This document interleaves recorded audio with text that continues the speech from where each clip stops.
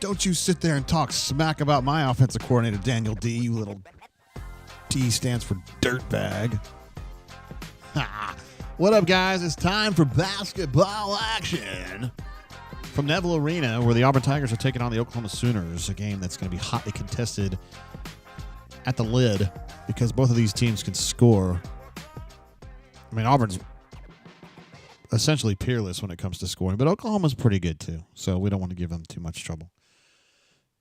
Before we begin, because the game has not begun, we believe it's going to be a tip around 8:10, so we've got a few minutes left before we start basketball action. Feel like a stranger comes through with a super chat.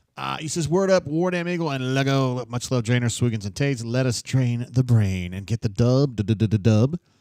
If Chaney can't guard their 4, I'm thinking we see Chad Bacon Lasagna. At the 4 some, will we see Kai? I don't think so. In his acrobatics. He needs to do his sitting down and chilling out is what he needs to be doing. Yeah, I'd really like to see Chaney step up tonight and not be in foul trouble again. That would be terrific. He hasn't been great in the SEC season, has he? Just as far as just he gets in foul trouble and then he can't contribute because he get 2 fouls in 2 shifts and they got to sit him down, and you know how that goes. It's just kind of on and on and on. I think Stephen Bishop sang a song about that called On and On. Well, he keeps on trying, and he laughs when he feels like crying. Maybe that's what it is for him, too, for Chaney. T Park with a super chat. Super chat. It says beautiful Tuesday evening to grab another dub.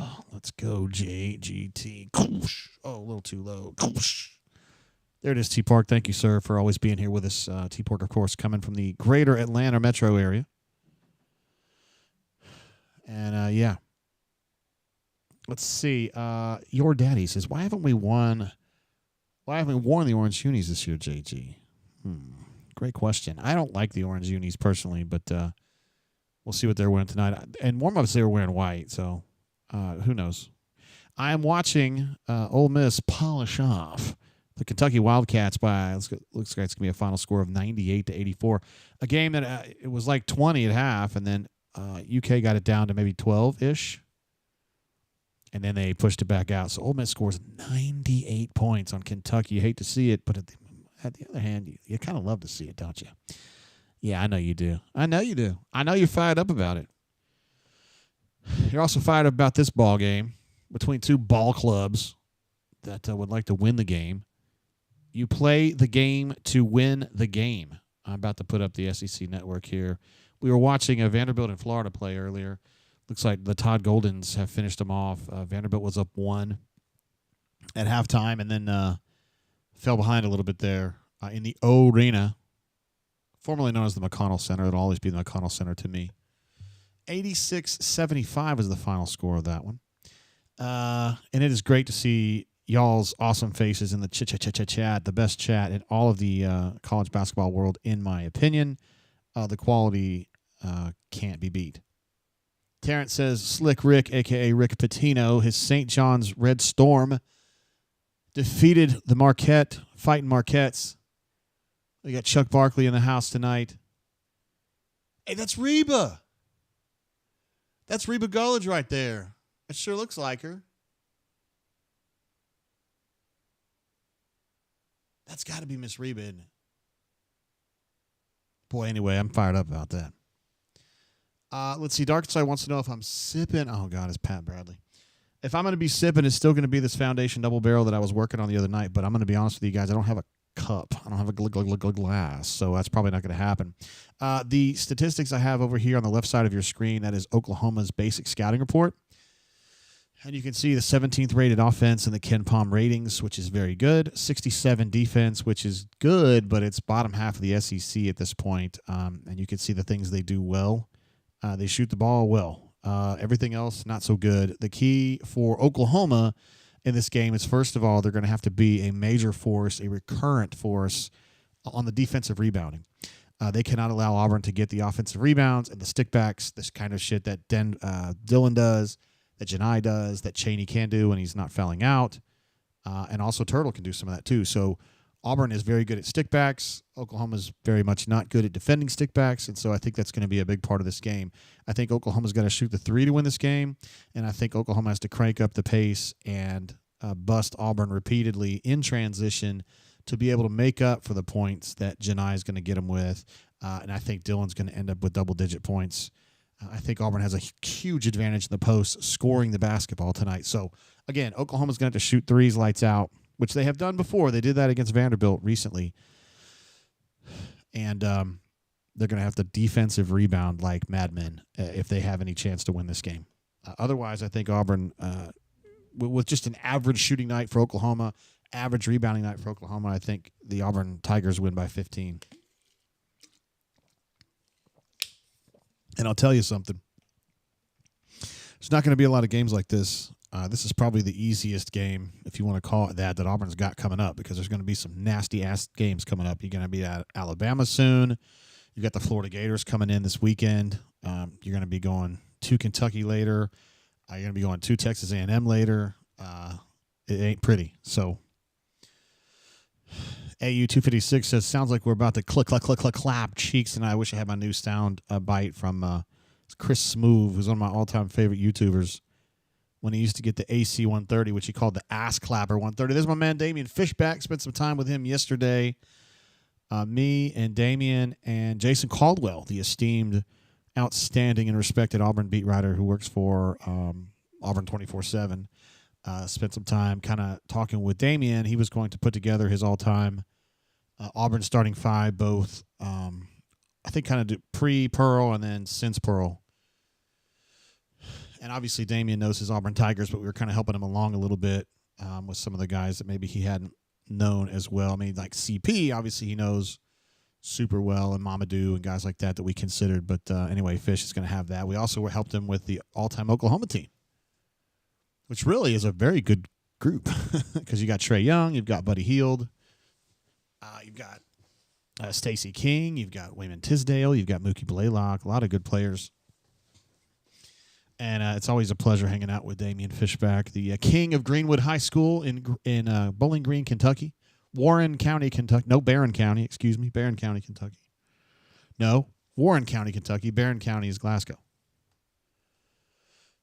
So that's what we're going to do tonight. We're going to watch the Auburn Tigers shoot a bunch of threes and get a bunch of stickbacks, is what I would like to see. Auburn, of course, chasing their 21st win of the season. Hollis Price is someone we did consider. We also thought about Eduardo Nahara. Ryan Miner, who's passed away, we found out yesterday. I didn't know that. Probably known better, in my mind, at least, as a baseball player, because they won a national title with him playing with them. And the passing's been really good. Miles Kelly with a splashy splash.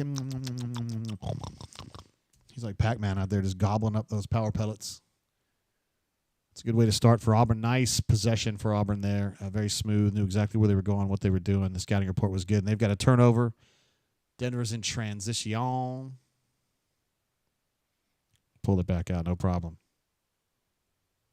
Boy, the passing is good tonight, guys. You know, I'm only okay with Janai taking 2 3-pointers a game. He's already taken his first one, Miles Kelly. Oh, boy. All right, so they clean. Wow, he is fast as hell, isn't he? Number 0 got the defensive rebound. He was down the floor in about 2 seconds. He was like a Tesla Model S plaid. Stoop Up jumping in with a super chat. He's been with every single show we've ever done here. I don't know. This guy's a lifer if there ever was one. I want a jacket like Fish has on. I don't know, Stoop Up. I don't know if you can pull that off. I know you're not a short man, but I don't know if you're quite as lean and long as Damian Fishback is. But, man, it would be nice if we could rock stuff like that. I know I couldn't. There he is, Porter Moser, the former it was that team at Loyola Chicago that was like the big Cinderella maybe 4 or 5 years ago, and then he got the job at Oklahoma. I believe he's an Oklahoma guy, so that's good for them. And he's done fairly well. Oh, Auburn just turned the ball over. I just commended them on their first 2 possessions for very good organization and execution, and that one wasn't very good. So it happens. Damon K says Harper has to be the post-Pearl point guard. I can't remember exactly what we decided. I should say what Damian decided to do there. I can't remember. I know Jared was definitely discussed. Oh, wow, a little sleepy on defense there. Oklahoma busts some little inside-out action. And Oklahoma takes an early lead here, 5-3. They've looked pretty good. Again, 3 possessions only so far, but they scored on 2 of them. Oh, and Auburn beat them with the same little concept, except Janai knew to get a little pump fake action and get a little boom shakalaka. Wait for that collision and then put the ball into the basket.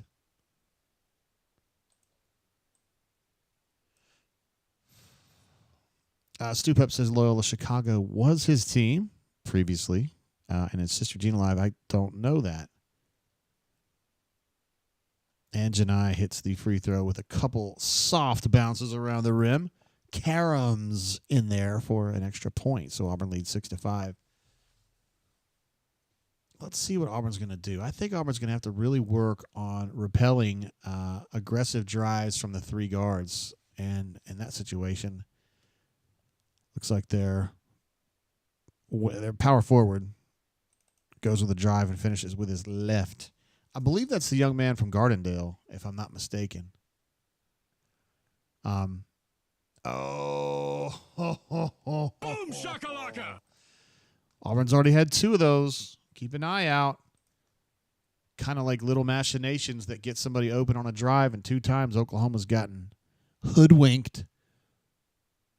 On that one, Miles Kelly got the flush. Oh, Oklahoma getting some work done, too. That was a nice little rotation.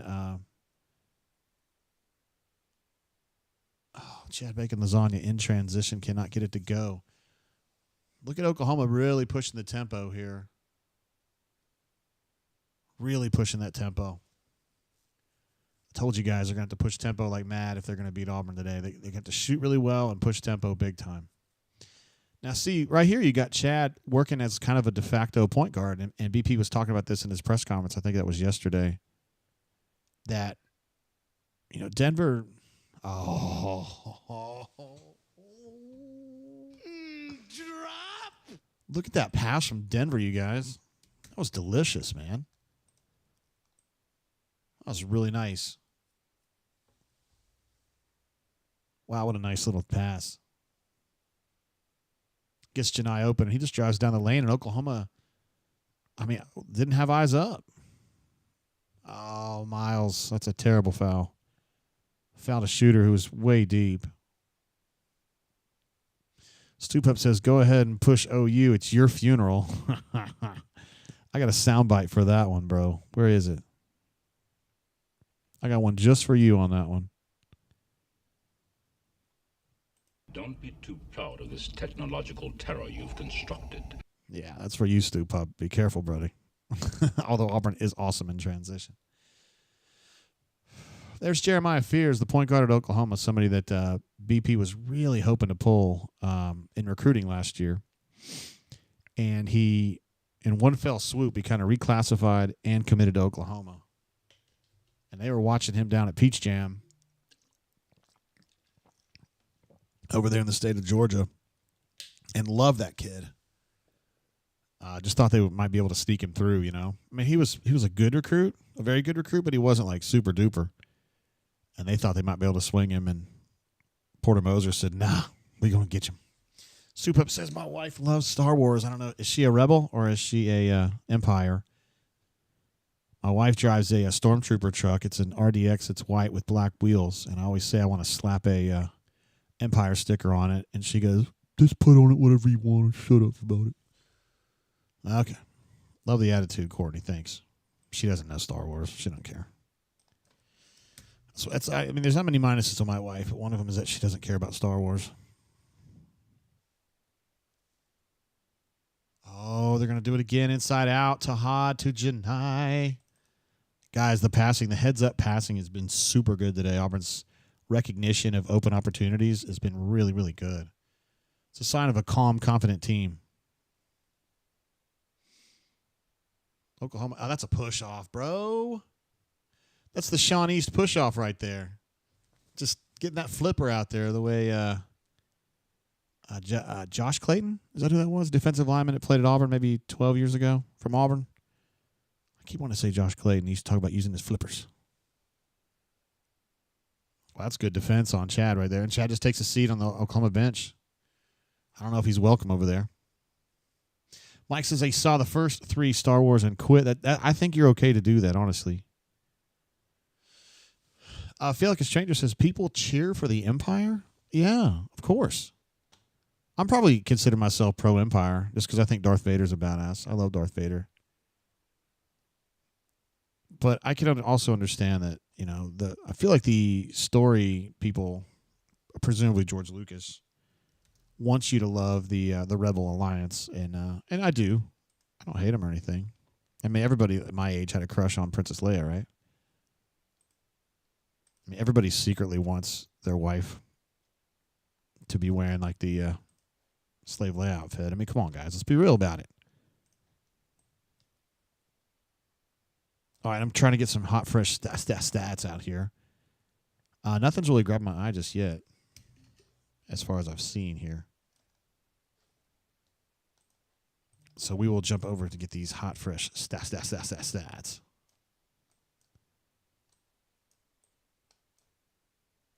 All right, so Auburn's got a one basket lead here, 12-10. Shooting 5 of 8 from the floor ain't bad. 1 of 4 from 3, not great, but not terrible. 3 of 7 for Oklahoma, 1 of 1. 2 assists, 1 turnover for Oklahoma. 5 assists, 1 turnover for Auburn. That is amazing. 5 assists on 5 buckets. You love to see it. There was some obnoxious number for Ole Miss today in the first half. I think they had 0 turnovers and like 15 assists or something. That's crazy. Feel like a stranger says, I'll fight anyone who disses Yoda. I was trying to restructure that sentence in a way that Yoda would have said it, but I can't do it quite. Mike says Slave Leia is the bomb. We do love Slave Leia. Everybody does. And Cassidy P says, I feel like this is a safe space. I have not seen any Star Wars. I personally wouldn't judge you for that at all, because I used to think everybody watched Star Wars, and then I met my wife, and I realized she's a really classy, cool chick, and she has no idea about that stuff, so therefore I know. Oh, they're showing some of the highlights from Auburn dismantling Ole Miss's defense, and that Tahad dish was just silly. Travis P. is with us back. Wiggle, wiggle, he says. Glad to have you here, bro. I'm going to give you an applause for that. It's a little loud. Sorry about that. And Yabo says Yoda is lame. Hey, now. Daniel D. loves Darth Vader.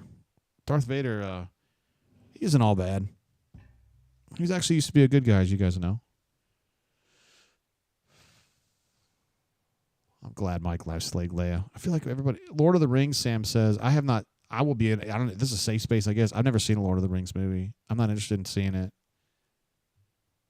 Kanuman is with us. Let's give Kanuman an applause. We love having Kanuman here with us. I believe he was... In fact, I'm pretty damn sure he was at the Ole Miss game the last game in the weekend. He's probably somewhere really cool. Maybe Thailand. Maybe Sao Paulo. Tahad Pettiford says, I'm downtown. And then Cheney JJJ with a stick back. Drop. Excellent effort right there. You'd love to see that. Love to see Cheney get a couple buckets and feel like he's right, empowered to like take over the game like we know he can. Auburn kind of freely allowing cutters underneath, which kind of freaked me out there. Oh, Chad Bacon Lasagna as the trailer gets a boom shakalaka. Auburn's on a little push here. One more turnover. Oh, no. Oklahoma says, no. There'll be no turnovers. It's just going to be me hitting a 3. Nicely done. GW says Yoda is a Raiders fan. That sounds like he's a pretty smart guy. All right, let's see what Cheney does. He's got a one-on-one here. Oh, Chad got fouled right there by number 2.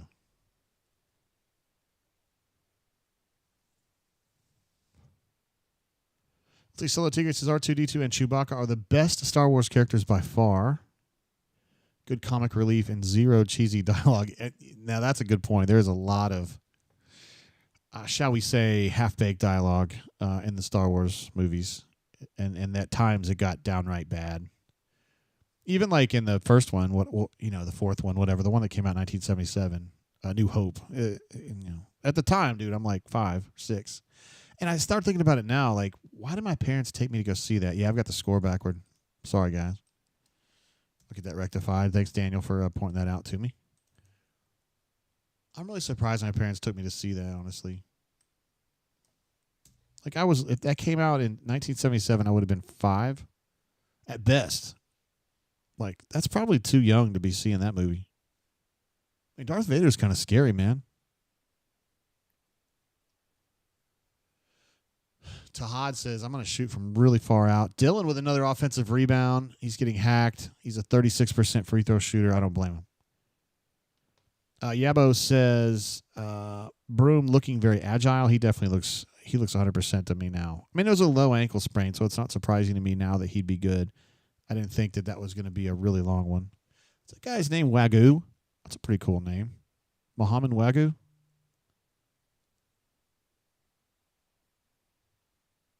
That's better than Tate. Promise you that. Let's see if Dylan can get up here and hit a few. He hit, I think, 3 in a row to finish out at Ole Miss. He's not going to hit 3 in a row to start this game because he just missed one. Cassidy P says, SEMO time, y'all. About to go off. About to go off the bench. Yeah. All right, so Dylan goes 0 for 2 to open the game at the line. Further dampening his free throw percentage. He may go below 30 tonight. We'll see. Oh, Tahad with a big rebound right there. Nice. Very incisive pass there to Chaney. That ultimately did nothing, but still nice.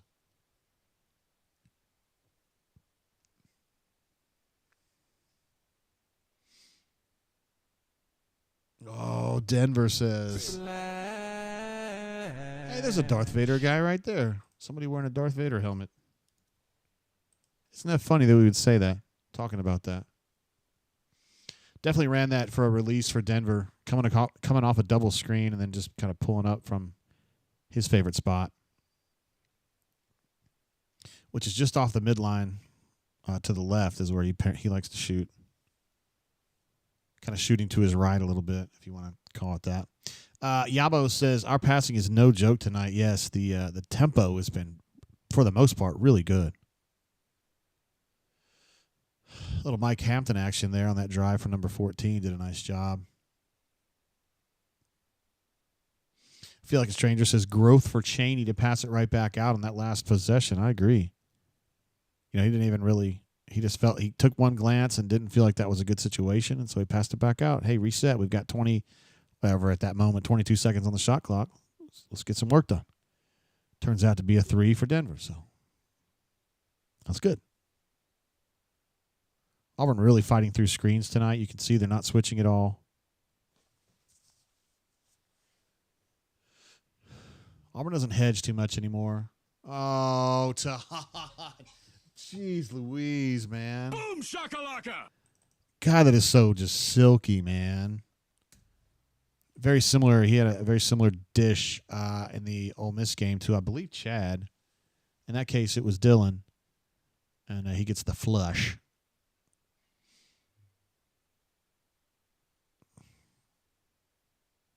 They think that by getting Dylan against one of their guards, they've got a huge advantage. And I think they're going to be surprised when they find out that Dylan will actually fight through that.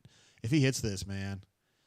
All right, so Tahad is 0 for 3 now, and none of the 3 have been anywhere close to the line. Maybe we move up a little bit, right?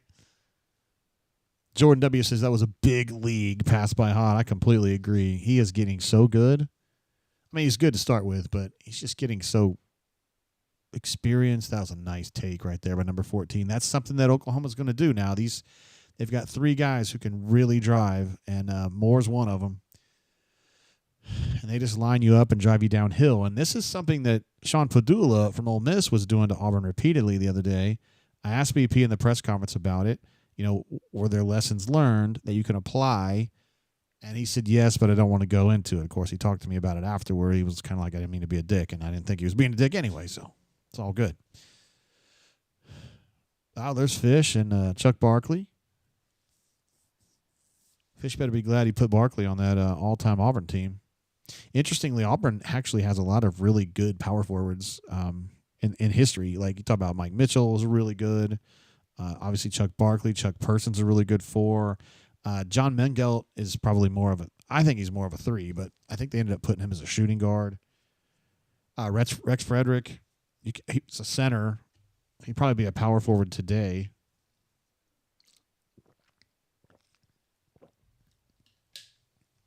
Let's see. 256 says, JGT, who would you say is our best defender? Great question.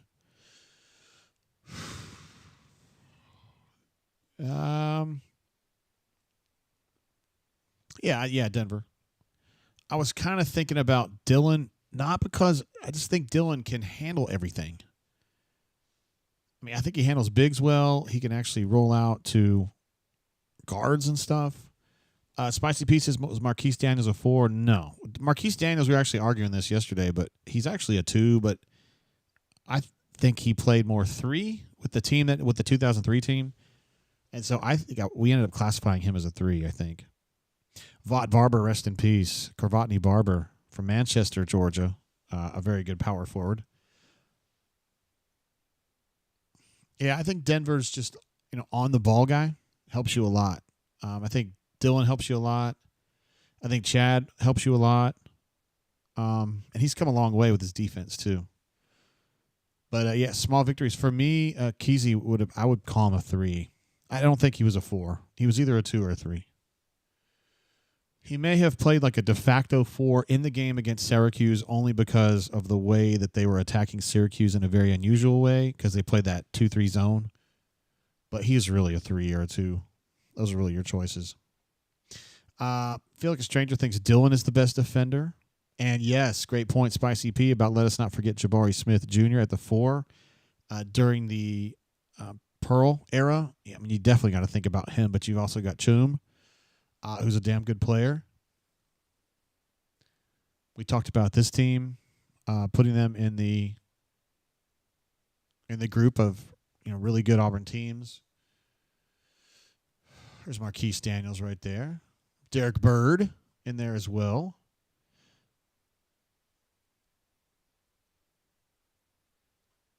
Yeah, that 22 team was the one that got the number 1 because the 99 team only got the number 2. There's Adrian Person wearing the 45. Abe Smith right there. Armand Gilliam there. Auburn playing against UNLV back in that season.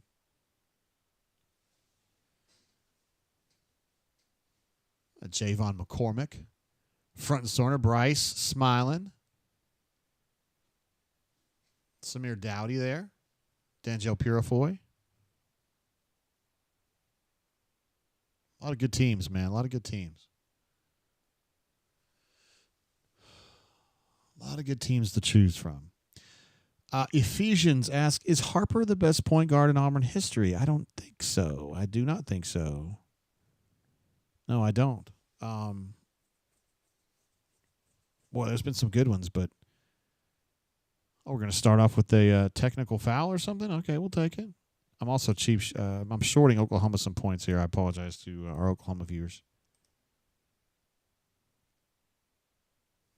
Spicy P talking about McLemore having so much potential before he got hurt. When you're talking about all-time Auburn point guards, I mean, Doc Robinson definitely deserves some discussion. He was really, really good.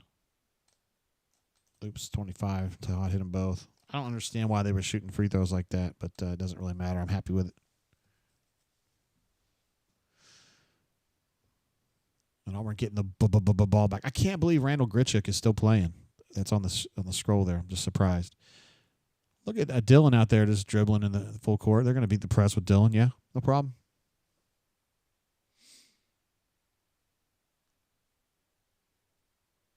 Oh, boom shakalaka! Little alley-oop that they set up right there. I knew something was up, and I couldn't figure out what it was, and then I saw Dylan's defender kind of weave off of him, and I was like, uh-oh, here it comes. Daniel D., no, Auburn should not hire Cadillac Williams back. No, there's a reason he left. Oklahoma having a little bit of trouble. They're getting a little disjointed on the attacking end right now, which if they're getting disjointed on the attacking end, they're in real trouble. Chaney, we talked about it before the game, right? Stay in the game. Don't foul. Let's see what he can do if he can actually play and get into a rhythm. And we've seen tonight he's playing much better. This is a really nice start for him. Let's see. Small Victory said, I called 3 Cardwell Hammer Jams. There's 2. We're already there. I like it.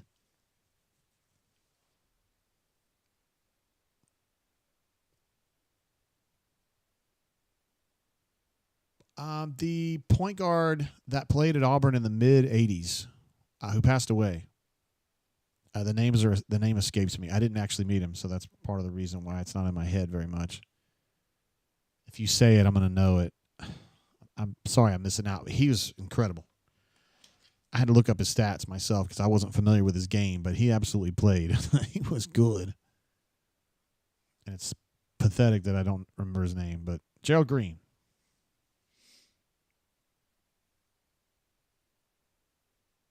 Coach Stephen Pearl, Coach Chad right there, Burgermaster. And there's Marlene, the basketball publicist.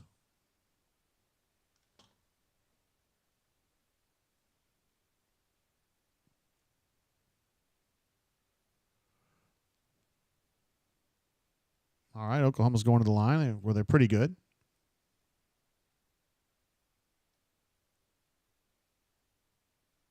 Spicy Peanuts that we're on pace for 100. That would be probably enough to win the game, I think. I think 100 would get it. 95 might get it, too. All right, so Oklahoma goes to the line and hits 2 to get up to 19. 19. The heaviest fighting in the past 2 weeks continued today, 25 miles northwest of Saigon. Wasn't really sure what was going on. Y'all remember Paul Hardcastle had a song in 1985 called 19. Spicy Pieces, number 7 for Oklahoma. Looks like the side character in Air Bud. I can't say that I'm familiar with that one. I wonder if the chat would agree with that. Cheney with a full-on drive. He's just going to take on all comers. And he got fouled. That Auburn jersey there, that Auburn ice jersey, ice hockey jersey, that's pretty rad, man. I like that one. I'd like to get a hold of one of those myself. Beppo says, who is BP talking to when he walks up and down the bench? I did not see. I'm sorry. Let me go back. It's like Cheney missed his first free throw. I wasn't sure when you were talking about. Was it during the last possession? Okay, I'm watching him right now. He's just looking out at the team right now.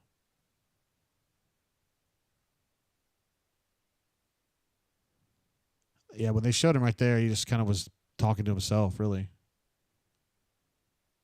I think he likes to just kind of talk things through himself sometimes. All right, so Cheney hit 1.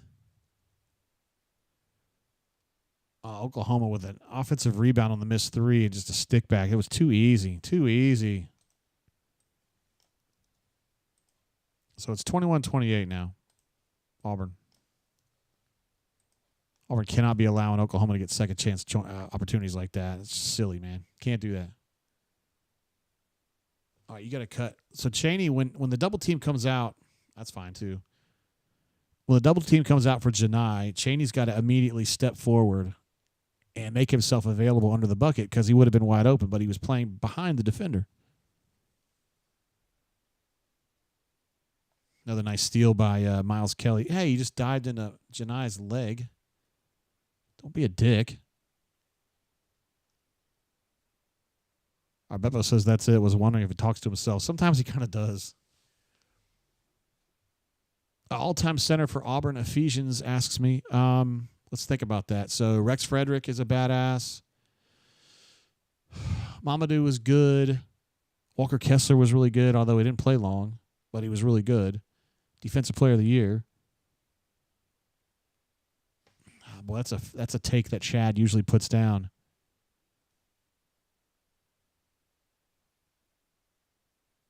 I mean, Kyle Davis was a really good defender. He's probably not an all-timer, but he was damn good, and he's underrated because he's such a mess, man. He's such a great shot blocker.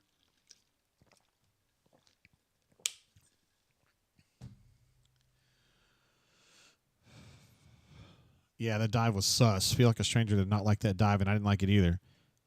Seemed like he just really went like kind of into the backside of Janai's leg.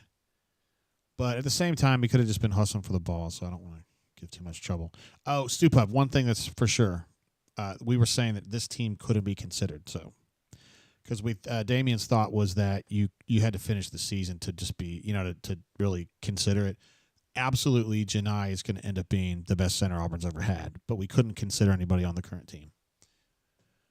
Because I actually think Tahad Pettiford is one of the most talented players that's ever set foot on the Auburn campus. I mean, if you're talking about just raw talent, like I think he's in the top 5. I'm honest with you. Talking to Caldwell yesterday, I've told you guys so many times that he changed another weird drive right there. He didn't finish it. I've told you guys so many times it's like Damon Stoudemire.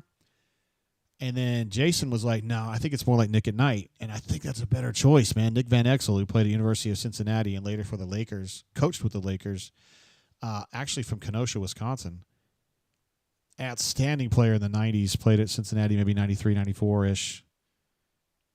And I think body type and the way that they flow, he's more like Nick Van Exel. Let's see. Stoop Up says, my bad. I don't have the announcers on. Only listen to my Commodore. There you go, Stoop Up. Yeah, that was the thing that Damien, and I didn't tell you that, so there's no way you could have known. But Damien was like, yeah, can't I be the guys on this team? All right, let's get some hot, fresh stats going to see what's been going on here. We know what's been going on here, but you know what I mean. Sometimes the stats will tell us a little something. Do you think we'll ever go back to these baggy shorts? We probably will, won't we? I personally thought that was a low point. Back when Arkansas was doing that really bad in like 93-ish. Literally had shorts down to like almost to their ankles. I mean, it's just silly. And I'm not saying you got to go back to like the 1976 Indiana Hoosiers where they're like nut huggers, but maybe we can just, I mean, I think where it is right now is good. I remember we have some pictures of Doc Robinson that we pull up every now and then, and he's wearing some pretty long shorts. That's just the way it was in 99. All right, here's the latest stats. Auburn, 9 assists and 1 turnover. Good golly, Miss Molly. Now, that's what I'm talking about. That is definitely what I'm talking about. 9 assists and 1 turnover, great. 9 assists on 11 buckets. That's some vintage-ass Auburn basketball right there. The kind of stuff we saw, a month ago. I mean, they're still winning all their games, so, I mean, we're splitting hairs here, but I felt like they just absolutely mesmerized teams back in December with the passing and just the general flow. And, boy, when you see 9 assists on 11 buckets, 1 turnover, you're like, whoa, that's a team that is in a flow, that knows what they're doing and where they want to put the ball. There he is, Frank Thomas of Columbus, Georgia, pushing Nugenics, as he often does. 11 boards to 9, Auburn leads. I know Cassidy P is happy to see that particular trend. Interestingly, I was just thinking Oklahoma hits all their free throws. They're actually 7 of 7, so that's perfect. Auburn's 4 of 7. But, of course, when you've got Dylan at the line, you know how it goes. I did say that I thought that Dylan would have double-digit points today, and he does have 4 points on 2 of 2, which are 2 dunks.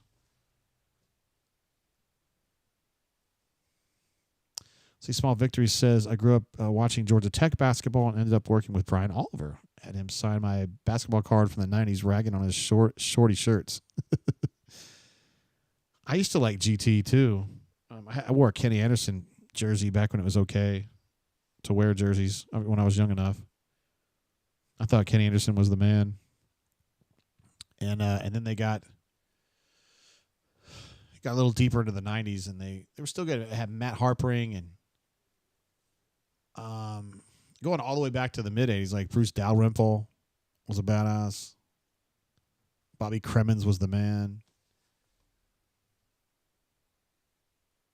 I think that this number 10 is when he's got Janai, he's in trouble. Cassidy Pieces, Doc Robinson had the same Taylor, very nice use of the word Taylor, as TJ Ford, who was the talented, outstanding point guard at Texas. Who ended up playing for the Bucks. He was kind of a journeyman in the NBA. I thought he would have been better. I've shorted Oklahoma another point. I did not mean to do that. It's inadvertent. I apologize to you Sooners fans. I will say I grew up, well, let me rephrase that. I went to high school in Oklahoma, in Tulsa, went to Holland Hall. I probably consider myself more of an Oklahoma State fan at the time, but I'm not one that hated the Sooners at all, and I played at the Chandler baseball camp in Chandler, Oklahoma with Cade Gundy. Cale Gundy, excuse me. Brother of Mike, and who played baseball at Oklahoma and eventually became a assistant coach at Oklahoma.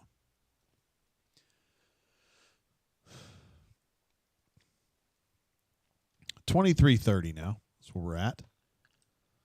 Auburn just kind of jumped out to, they've had this 7-point lead-ish for about 6 or 7 minutes now.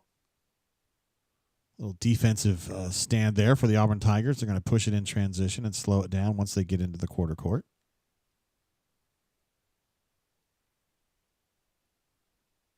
Wow, there. Number 0 is being very physical in the way he's fronting Janai, which is leaving space for Miles to drive because he's so concerned about fronting.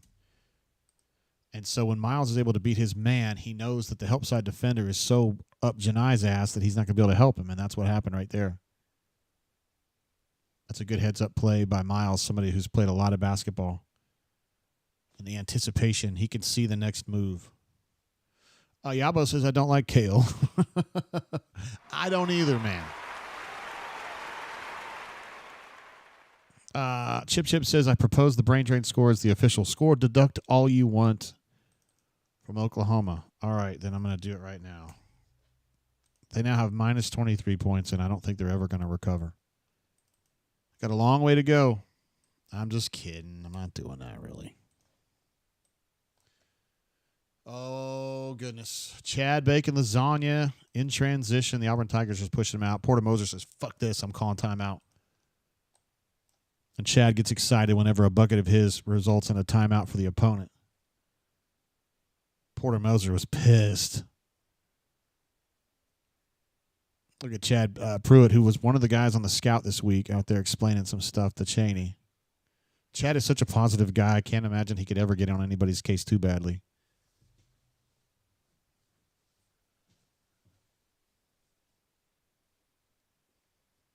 Cassidy P says, I like our chances tonight.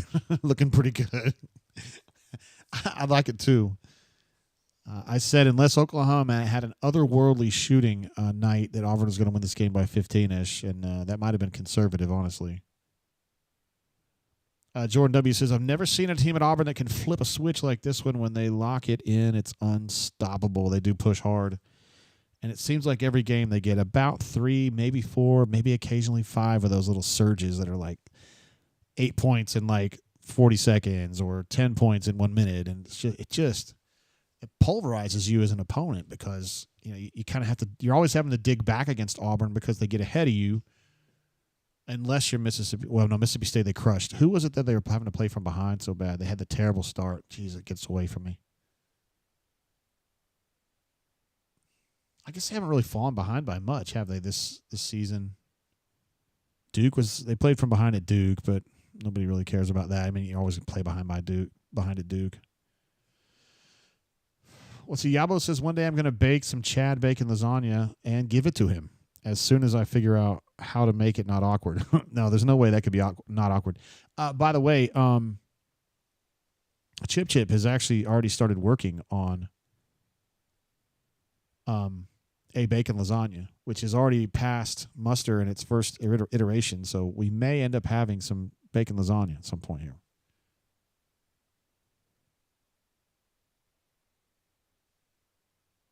Brett and also Daniel D reminding me that the Iowa State game was the one where Auburn was behind and had to kind of fight back a little bit. So maybe that's what I'm thinking of. But God, that was a long time ago.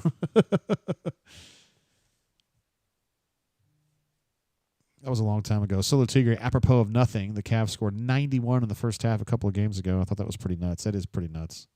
Sounds like some shit from like the late 80s, right? When everybody used to score 150 or more. The Nuggets would score like 150 and lose.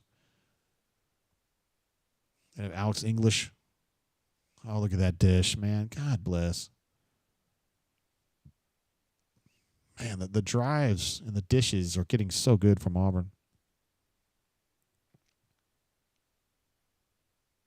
Soup says the 2018 team would hit their finisher on teams a lot. This team is the best at the big run since that team. I agree with that.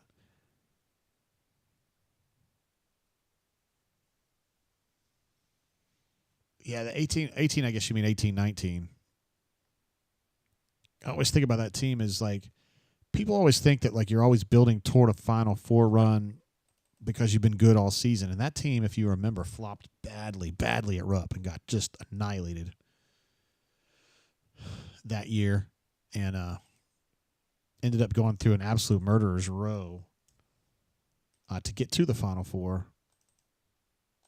You don't always flourish from start to finish. Sometimes you do and sometimes you don't. Villanova won that national title maybe 7 or 8 years ago, and they lost, 9, 10 games? It happens. Ashley Schaefer Kia is with us. What up, Bunks? Glad to have you here, bro. It always kind of freaks me out to see on the bunker posting as Ashley Schaefer because that's what Uncle Baby Billy used to be. But he wasn't Kia. Dude. This point guard is good, man. I understand why BP was on this guy's case. Wanting him really bad. Fears is good. That was some Tahad style driving and dishing right there, honestly. Let's see. Beppo out of nowhere just says we've never played well at Rupp. That is absolutely true. Auburn won on the last second shot in 1988 and haven't won shit there since. I have personally witnessed a bunch of Auburn L's in Rupp Arena. I used to really look forward to going back to see my friends, but my friends are all gone or I've lost touch with them, and I don't really have any friends at Rupp anymore, so I don't go anymore. Schaefer Kia says, I did not know that. Shout out to Uncle. Yeah, he was just Ashley Schaefer. He didn't have the dealership with it. Probably would have picked the BMW dealership, though, honestly, if he had done it. Yeah, this is my place. That's why my name's on the goddamn building. I thought Ashley was going to be a girl. I love girls. I'll take that as a compliment. Woo. Take it as you will. I will. You should. I have. I'm taking it.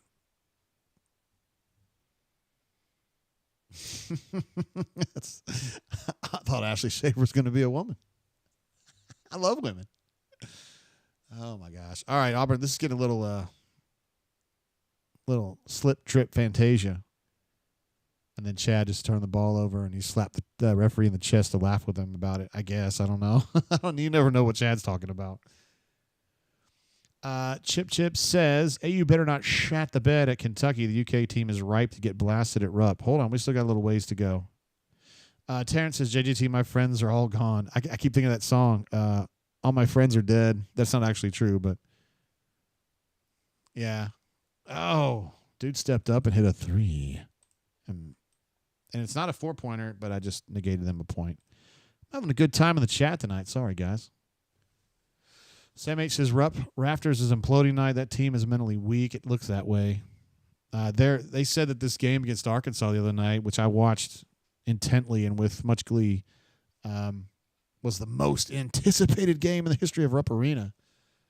And they got just clobbered. I mean, like, Arkansas was better the whole way. I mean, how can it be the most anticipated game in Rupp Arena history and you get killed by your former coach with a bad team? Like, it's just bad. Like, it's absolute worst case scenario. Auburn had 4 players there to get that defensive rebound, and Oklahoma had none. I'm thinking Auburn's going to probably win that one 100% of the time. There it is. And there's your third one. Small victories. Drop. We've got 3 flushes for Dylan right now. 1 contested and 2 just freebies. Just because of great passing. And good positioning, too. You got to give him credit for being, you got to know where he's going, right? Nice little floater by 15 there. I'm telling you, Oklahoma's got some guys that can drive now. They can drive and finish. And if they'll line you up, and they will absolutely boat race you downhill. Kaduman says, always a good time in the chat. Man, I love the drain. Glad to have you here, Kaduman. You're a big part of it. A pillar of the community. Pull, Dylan. Shoot from 3, bro.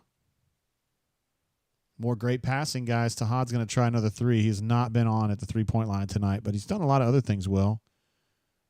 There goes Oklahoma trying to get out in transition, but Auburn is there to absolutely swat him. Swatch. Swatch.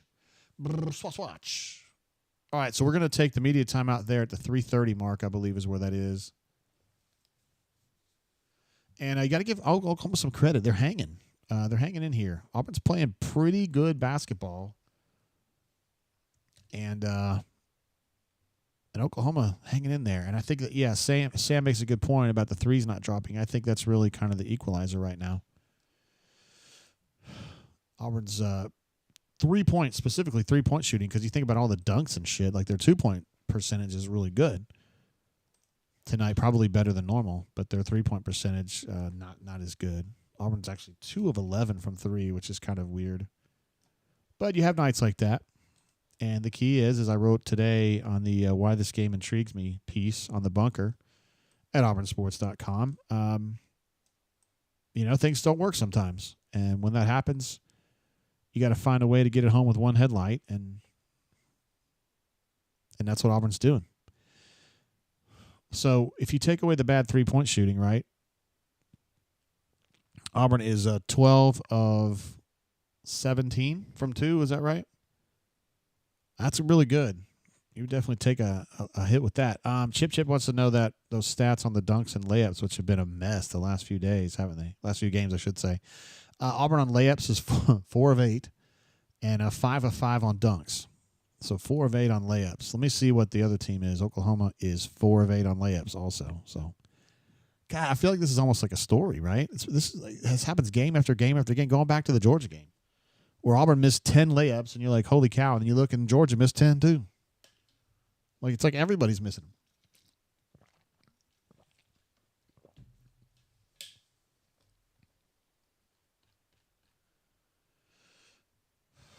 Terrence says this game reminds him of the LSU game from, I think, a week ago, where Auburn was ahead, but you felt like Auburn was absolutely killing him, but they're only up, whatever. I mean, 8, 10 in that game. And really Auburn in the second half just gently kind of pulled away from LSU in that one, and I think that's what will happen tonight. But, yeah, when you're shooting 2 of 11 from 3, it's hard to get going too bad. Mike says Nell Fortner got extended by Georgia Tech. She's been over there for a while now. Does she still have a homegirl on her staff?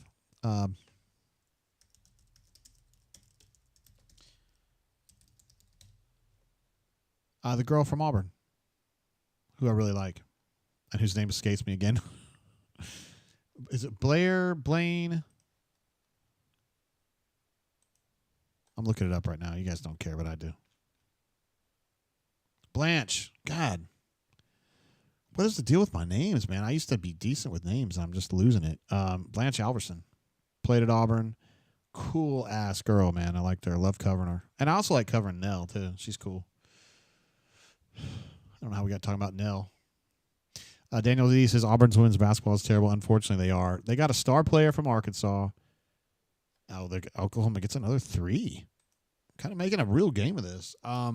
Their star player that they went and got from Arkansas, she's been hurt the whole conference season, and, man, it's tough when it'd be like going without Janai for like 2 months. It's tough. Well, actually, this team has enough talent to get through that, but the women don't.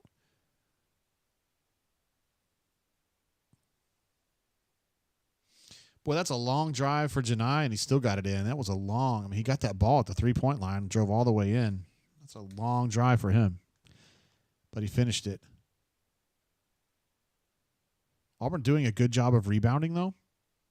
You can see on the stats here they were -1 in rebounding, but that's kind of a weird possession by Auburn. They were in transition, and I thought they were going to get a good look, and they didn't, and they just forced it. It's a little closer than I would have thought.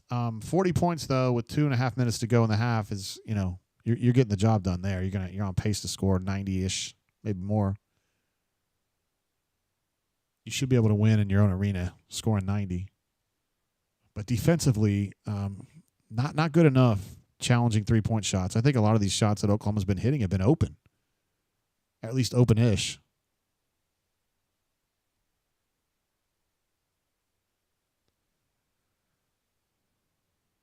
All right, Janai just kind of a drop-back rim protector here. That's kind of an interesting look. I mean, the guy he's defending is at the 3-point line. He's not real worried about it. Although that kid pulled up and hit one earlier. That's great defense from Dylan. That is a great defensive possession from Dylan Cardwell right there. So much better than he used to be. Simo on the floor. I know Cassidy Peace fired up.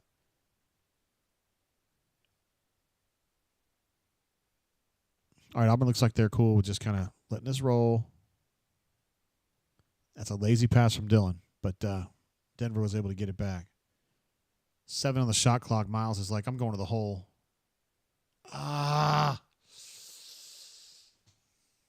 He hasn't quite been on tonight, has he? He had a couple finishes at the rim early, and he hasn't done much since then. And Miles, you just hate to see that miss right there. Denver, man, I like that shot from Denver right there. He's heating up. He saw the elbow shot there, and he was like, let's do it.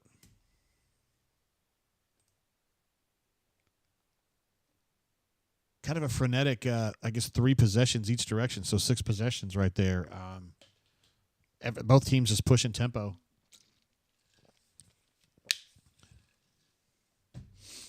Melee says, passing the ball to Simo. Like, he's passing it back. That's actually true. I feel like a stranger loves that Dylan D, and I do too. They switched him out now because he fell down and like he might have had just a minor ankle injury or something, lower body. So now you've got Janai on their point guard. That's not great. And he stuffs him and keeps the ball. Great defensive possession.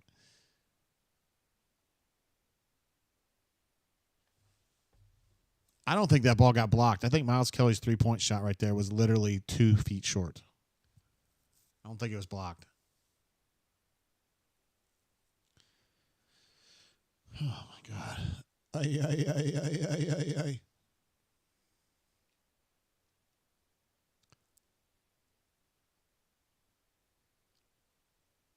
Boy, Janai with another really nice defended drive from a faster player. He's doing a great job. Auburn's defense the last 90 seconds has been lights out. Individual defense has been really good, but they haven't been able to really take advantage of that on the other end and consummate a bigger lead. Denver looks like he's kind of searching for something. Oh, not Simo. Look at Simo. Simo. He's heating up. Yeah, you say he's heating up if he just hits one. Simo goes off the glass. Look at BP. He just seems confused. I think he's like, Simo, did he hit a shot, really? Chad is talking shit at somebody. You see Stephen Pearl was kind of shepherding him off the court.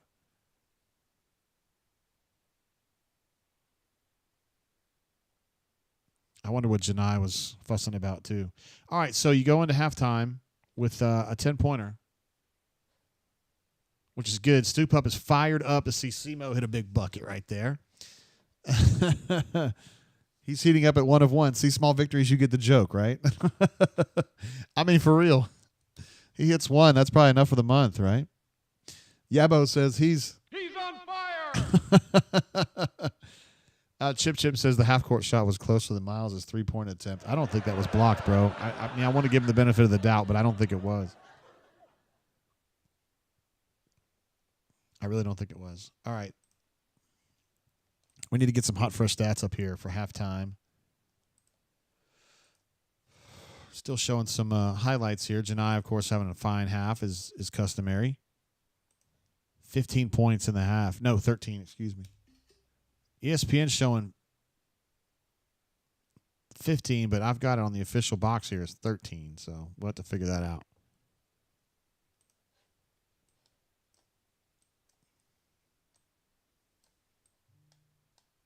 Yeah, this is the official box score with 100 minutes played for each team, so this is definitely halftime. 44-34, and they're showing Janai with 13 points, so that's what I'm looking at. Auburn still 2 of 12 from 3, which is yucky. And they're 4 of 10, which they're probably happy with. Auburn's 8 of 11, so 11 free throws and a half is probably more than normal for Auburn. 18 boards to 17. Looks like it's about an even wash there. I thought Auburn would have a better advantage there. 11 assists to 2 turnovers is terrific. We know just the eye test is that Auburn's ball control, tempo, passing tempo on the attacking end has been terrific. And when Auburn passes like that, that usually means they're scoring a hell of a lot of points. Now, 44 is not a hell of a lot of points, but it's pretty good considering you're 2 of 12 from 3, right? Stu Pup says the studio chairs look like squatty potties. They actually do. They're too low to the floor, aren't they? Let's see, Small Victory's talking something about Simo's three-point form. He literally shoots the ball sideways. Like it has like a side spin on it. I mean, if you look at him physically, he looks like a wing. You know, he looks like the kind of player that would be a wing in the college basketball game. But like when you watch him play, specifically when you watch him shoot, like Small Victory was mentioning, it's just a mess, man. Melee says maybe they have sock sponsors and had to work them in, kind of like Ray and Ollie. Was that what was the name of those puppets in the late 90s on MTV? They're like, Precious Ray, filling out the girls and boys. I forgot who it was. It was not Ren and Stimpy. It was, but it was like two names. Somebody please come up with this. Let's see. Cassidy P says Simo is a +10. No coincidence. Wow, look at that. +10 in 7 minutes. How about that? A Mobile Lum says, Jay freaking Tate. What's up? How you doing, girl? Glad to have you here with us. As usual. Ravin says, JG, to quote Joe Mazzulla, it's effort and math. Our 3-point percentage will catch up. Don't be scared to shoot. I don't think they are, but yeah, you're right. They'll catch up. Auburn's a good 3-point shooting team in general. This one is. So, yeah, I'm with you. I'm not freaking out about it at all, particularly with them up 10. Let's see. Stu Pup says, need to tamper with Fears Azanul, the center from Georgia, and that Carter kid from LSU, Cam Carter. Siffle and Ollie. Thank you, Timothy M. Siffle and Ollie is exactly what it is. Precious Roy. They had a character on there called Precious Roy. Precious Roy. Beppo says Beavis and Butthead. That's not it, but that is a great one. Yeah. We're looking for the chick with the big boobs. Yeah. Justin H says, quick question, JDT. You mentioned last game that Simo, Janai, and Dylan were out of eligibility. Does Miles have a COVID year? Thanks for the live content during hoops. I was talking about this with Jason Caldwell, whose opinion I trust on these matters, and he thought that Miles was probably not going to be able to go. It was going to be more like Chad and Denver. We're definitely guys that – and Chaney are guys that they definitely think will be able to come back because Denver played in JUCO, I believe. Chaney played in Division II, and that's being adjudicated right now. And then Chad played in JUCO as well. So those guys are going to have an opportunity to come back. Now, are they going to actually want to stay? I don't know. Probably would, but I don't know that. If you're able to get those 3 guys back, plus Tahad, I've told you guys before, I don't think Kai's going to be here. So Tahad plus those 3 guys, and you've got a pretty good group there. I will, just for shits and gigs, take a look at Miles Kelly just to make sure I'm not missing something on him. But my guess is that he will not. No, he signed with Georgia Tech in 22, so he's just straight up played a hell of a bunch of games, and he's just going to be out of eligibility. So, yeah, Solo Tigre was saying that Chaney, if the D2 suit goes through, I can guarantee you Chaney would be back if he can. I think Chaney has another year, though, doesn't he? Just on his own.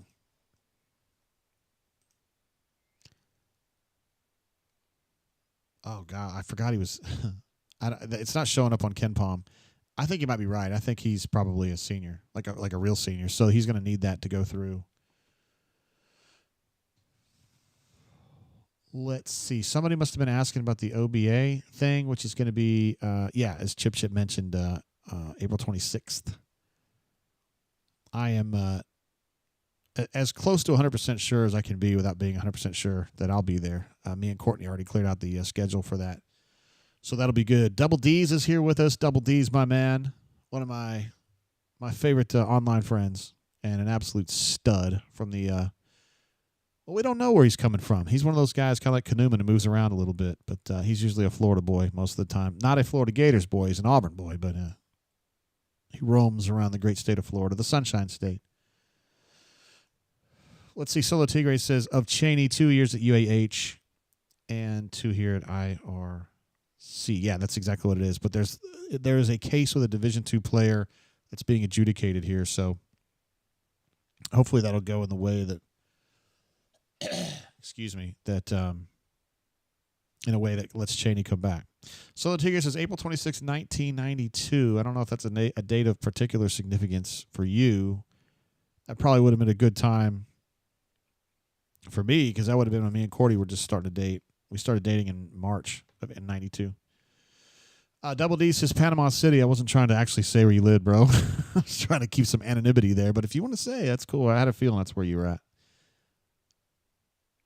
Yeah, Kanuman says if we could get Chaney for 2 more seasons, look out. That would be great. I think it's 1 at best would be what we're looking at on that one. Mobile Lum asks if I'm driving the Tesla to Orange Beach. I am. That would definitely be the goal there. I was so excited. I got it down to 3 miles left on the battery today. I was like doing an experiment because I was so low anyway. Rolled that bitch into the supercharger on 1% with 3 miles left on the battery. And let her rip. I was at the charging station, I think, for 22 minutes. And I got from 1% to 65%, which for me is plenty. That gets me to Auburn and back and still plenty of mileage. So Kaduman says, where the grass is green and the girls are pretty. Oh, won't you please take me home? That's my Axl Rose. Oh, Yabo says, I love Panama City. You should. One thing you also love are the Auburn Tigers, who are having kind of an uneven game in a sense. I mean, first of all, they're up 10 on Oklahoma. No one's complaining.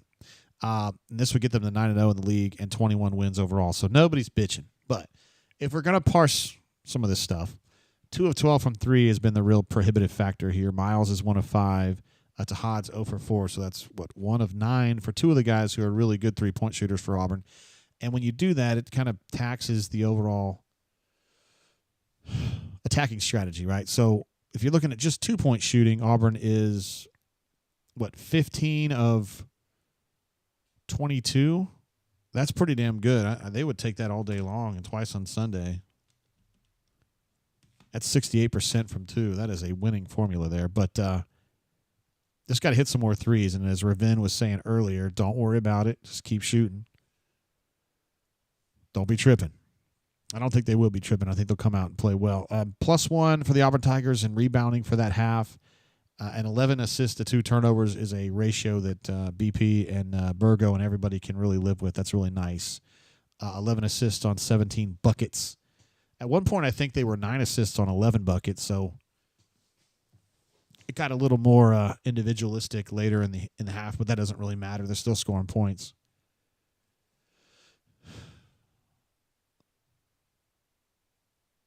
Oh, it's a Livy Dunn commercial. I'm waiting to hear about Baby Gronk. Livy Dunn is mad about Baby Gronk cheating on her.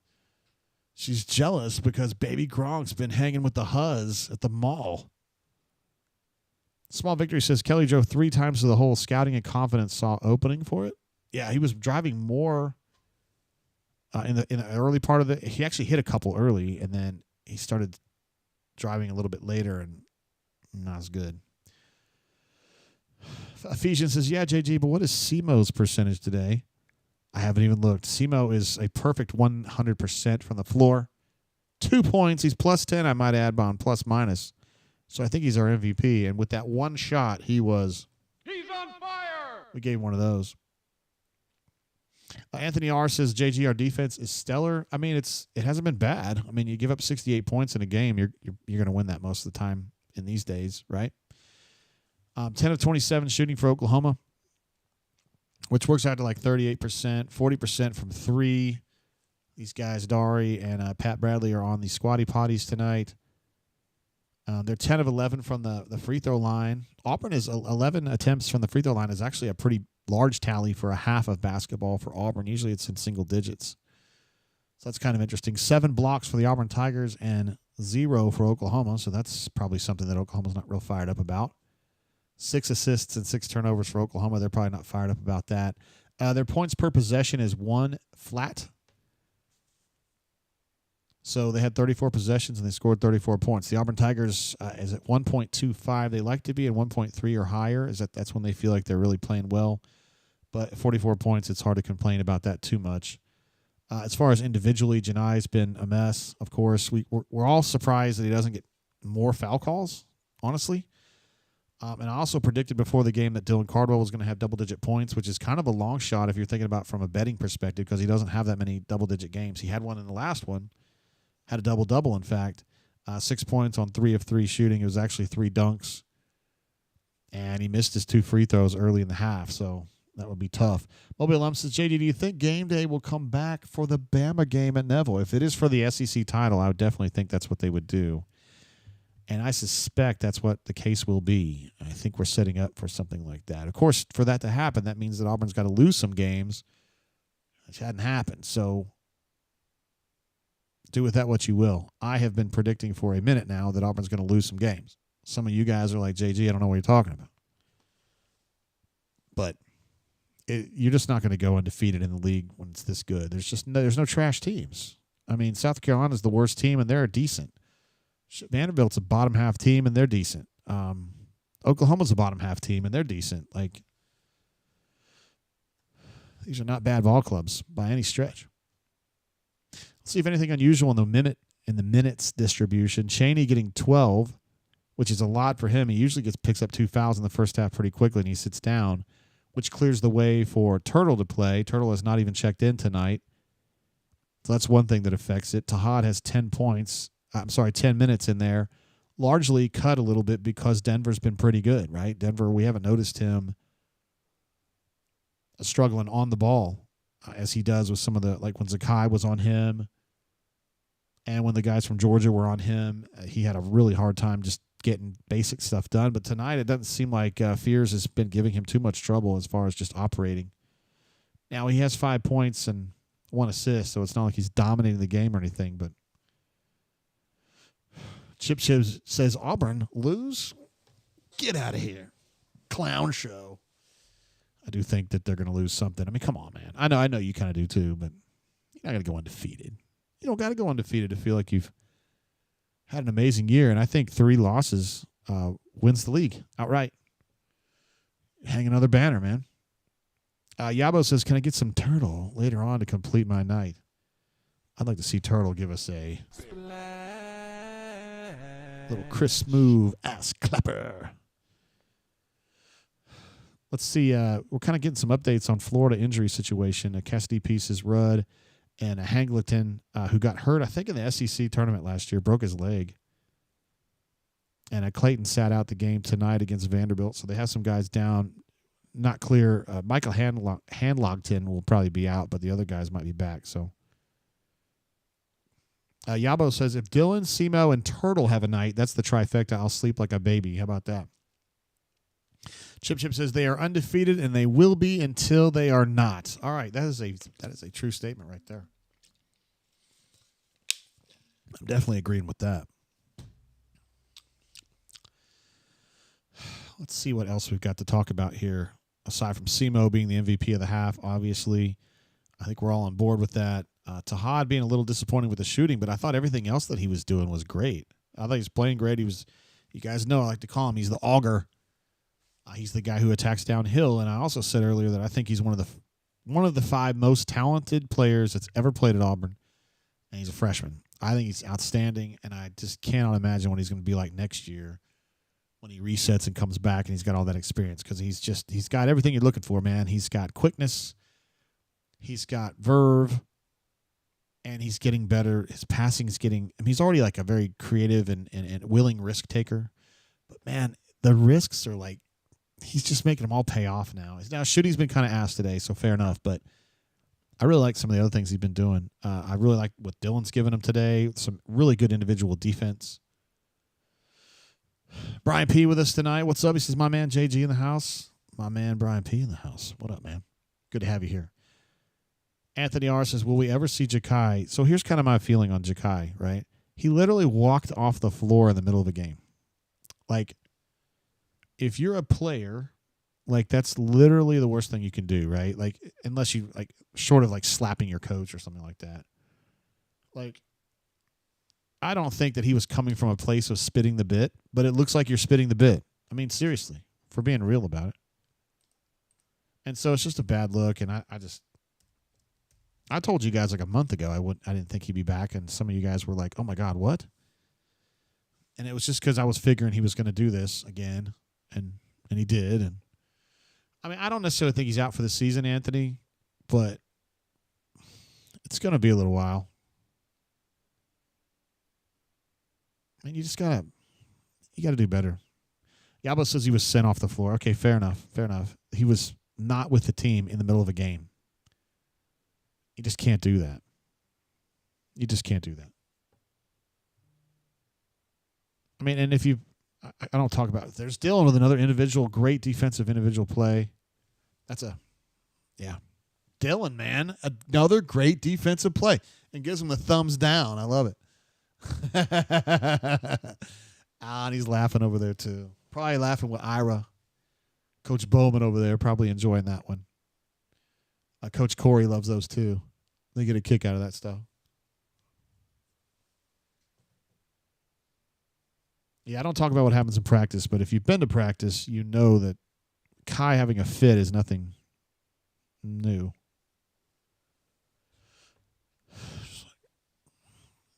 I just feel like he just needs to, like, live with SEMO and be with SEMO every minute of his life. And he would get some of that chill and some of that accountability. Oh, this is going down. This is going down. Yeah, you had to foul him, you cheater. Number 10, you're a cheater.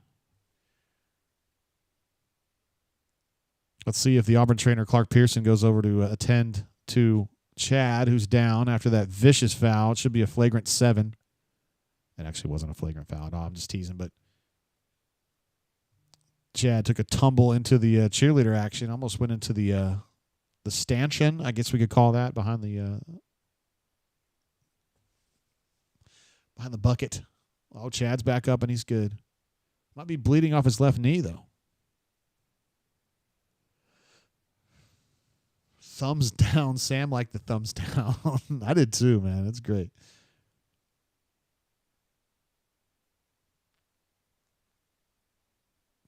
Yeah, Godwin is starting to lash out a little bit. That's the second time we've seen him get real physical after getting his ass beat on something. No reason to get like that. No reason to be a bad sport about it. No reason to be a turd about it. Oh, Chad getting a little push there. Did Chad miss one of the free throws, though? Lord have mercy. This is a guy who hit, what, 40 or 50 in a row earlier. Yeah, Ambitious Engineer just mentioned he's been missing at the line a little bit, yeah. Let's see. Anthony said, I wish I could go to practice with UJG. Would love to watch Tahad in action. Man, he was I don't talk too much about practice, obviously, but they were having, I mean, it's just literally like joyous watching them practice yesterday. They were just in such a good mood, and like the camaraderie with this team is just unlike anything I've ever seen. Basketball, football, maybe not quite like that. The national championship loser softball team in 2016, I think, that lost in the national championship series, that team had amazing chemistry. And I would have said at the time that was the greatest chemistry I'd ever seen from a team ever, was the 16 Auburn softball team. But this team probably has even better. They just get along so well, and there's just such a joy with the way that they practice, and they just kind of hang out with each other. All right, so a little more free throw line time, and the Auburn Tigers get up to 47 now. Another couple stops, and then you'd like to see those three-pointers start raining in, and then that's about all she wrote. It's going to take a lot of constitution for Oklahoma to put their foot down and be able to get back if they go down 18 or so. They're just trying these DHOs and trying to get somebody caught on a switch right there, and they just caught themselves on a switch. They're running out of time again on the shot clock. This is their second possession of 3. It's a panicked. Another shot clock violation. And number 15, they're showing him, but it's not his fault, dude. He got the ball with 4.7 seconds and 2 defenders in his face. What's he supposed to do? He's trying to make it right. That's Duke Miles, by the way, from Montgomery, Alabama, who played at Troy State and then High Point as well. Auburn recruited him and wanted to get him, but he ended up going to Oklahoma.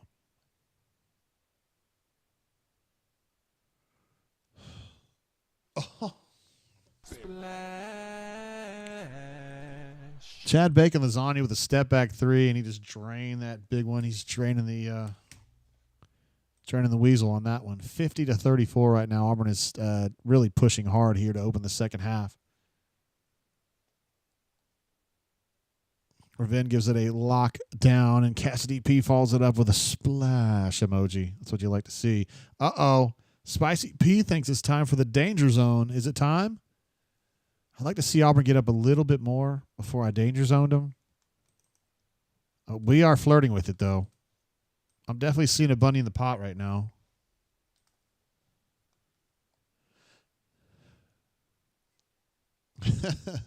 Melee says number 7 OU is a manager confirmed. That's their version of Blake out there and Presley Patterson. By the way, I can't talk about practice. Presley had a good practice yesterday. All right, Chip says we have to get to 20 before we get the danger zone, okay? T-Roy Tiger says Troy State. How old is Duke Miles? Oh, man. Yeah, my bad, dude. I still revert to that. To be fair, I covered them when they were at Troy State. Covered Coach Blakeney when he was at Troy State. And, of course, my man Johnny W., who G-Boy Tiger knows, he always refers to himself as a Troy State graduate. Oh, Chad with another drive ski. Following along with his usual script of kind of, wobbly first half, great second half. He's putting together a nice half so far with a splash and also that nice drive right there. Nice rebound from Denver, and he's going to push this tempo. 5-point shot right here, and Auburn gets up 20. Miles Kelly missed another three, but he's continuing to shoot. Auburn did a nice job getting back in transition on that one. I think the white dude was trying to send an alley-oop, and Dylan basically blocked the alley-oop. Miles finally hit a bucket, and then he's going to talk shit about it. I would just hit it and go. Dylan is excited. They've got him to 19. It's very tempting right now to give them the danger zone, but we're not going to do it because Chip wisely believes we should wait till we get to 20. Luca T says, is Chad Bacon Lasagna the greatest Latino Auburn athlete of all time? I mean, geez, Brandy Malero, outstanding right fielder for the Auburn softball team back in its heyday, was terrific.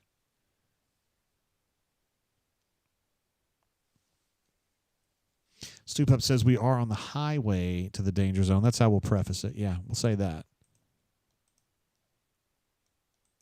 One could say Brian Johnson from AC/DC might say they're on the highway to hell. Although I wouldn't want to try to condemn them like that.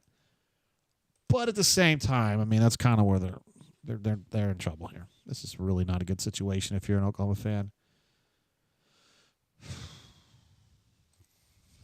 And I am working on these stats, these hot, fresh stats that Beppo is craving. He says, JG, get me my hot, fresh stats, G. I'm like, yes, sir. I can do that. I can do them. All right, so you guys are like, wait, 3 points? No, this is the second half box. Just the second half. The Auburn Tigers are outscoring them 10-3 in the second half with a 1.67 points per possession. That is real good. 3 of 4 from the floor, 1 of 2 from 3, 3 of 4 from the line. So Auburn's on pace for 20-plus free throws, which is good. Rebounds are dead even at 2. And the Auburn Tigers, 0 assists, 0 turnovers. They've got 0 assists and 3 turnovers. Oklahoma's not happy about that at all. 54-37. Thank you for the update. We drink shit. It's not my cuss word. It's your cuss word.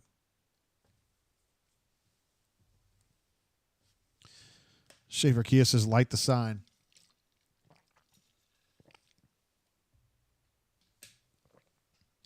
Luca Thomas thinks that Roberto Chubb was Latino. He was muy bueno.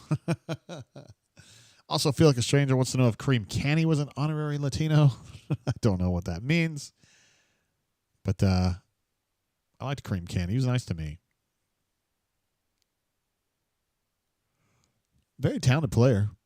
Just a little selfish maybe. But, I mean, he was playing at Auburn at a time when maybe being selfish was not the worst thing ever. Because, man, back when BP was just getting started, there was a ton of talent.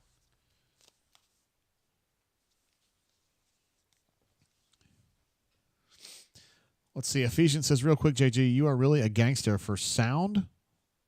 These drains twice a week and letting me hang with the boys. Much love, man. Hey, man, I'm glad to have it here. I'm glad to have you here, and I'm glad to be able to do these. This is really this is the blessing of my life, honestly, to be able to do live streams with you guys and to know that we're going to have so many legends show up, and the chat's going to pop, and it's going to have good, funny stuff in it. And nobody calls anybody names, and I don't got to ban anybody. This is like exactly the way I think as a streamer you would want it to go. And I appreciate every one of you for being part of that. So many of you guys come back every single show, and it's awesome. Cassidy P says, speaking of the all-tariff team, I submit Malcolm Canada. Yes, Malcolm Canada and Ron Mexico certainly would make the team. I got into a fuss on Reddit today about Canadian tariffs, the Mexican tariffs, whatever. I mean, whatever. I don't want to get into the border thing, but I personally see some merit in that one. But Canada, like, I don't understand why we're picking a fight with Canada, honestly. So, anyway, I was just getting kind of fussy about it. I kind of caught myself going, am I really fighting with somebody on Reddit? Like, what am I doing? Chips says, I remember when JGT did a live stream on the Habaten. Who knew what was to come? We used to do those campfires, which was like basically a chat without video, and then I was able to pull one video one time and like get it. I don't know. It was cool, man. You guys were so cool about it was such an experimental thing at the time, you know. But I mean, I guess I was kind of on the right track. Small Victory says he goes big to get them to submit. I think that was the plan. I don't think the plan was to actually tariff them, and I still don't think that's the plan. Maybe Mexico some, but not Canada. Come on, man. They're like your nerdy cousin. Like they're all right, man. Man, Oklahoma. So I talked to you guys. I talked up Oklahoma so much in the pregame about they've got these guys that can drive, and you've got to be careful. You got to build a wall and all that stuff. But Auburn really hasn't built a wall. Auburn's just swatted them at the rim. And I think Auburn, that's probably 8 or 9 blocks now for Auburn this game. Oh, God. Is that Simo? Oh, I thought he was hurt again. That's probably 9 blocks for Auburn now. And, you know, if Oklahoma's, they're just running out of options here. They haven't been able to shoot their way back into the game, and they haven't been able to drive their way back into the game. And, I mean, guys, those are their only choices. And I think as they get a little more desperate, I think it's going to get worse. I think Auburn's going to really, really eat them up.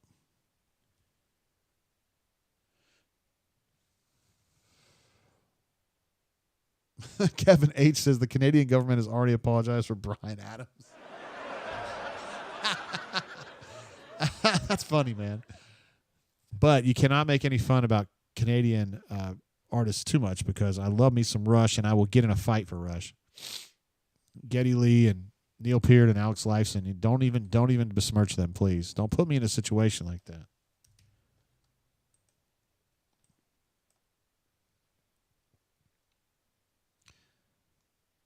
Melee says Simo should be resting. He scored already today. Wow, what a pass. Here comes Simo. Is he going to score again? He's on fire. He scored again, guys. That's 4 points for Simo. It's a career high. No, I'm just kidding. It's probably not, but it could be. That is huge. Absolutely edge. Is that another foul?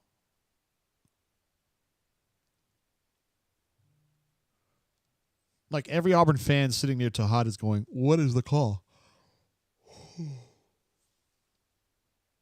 It didn't look like a foul to me, but I couldn't see real well.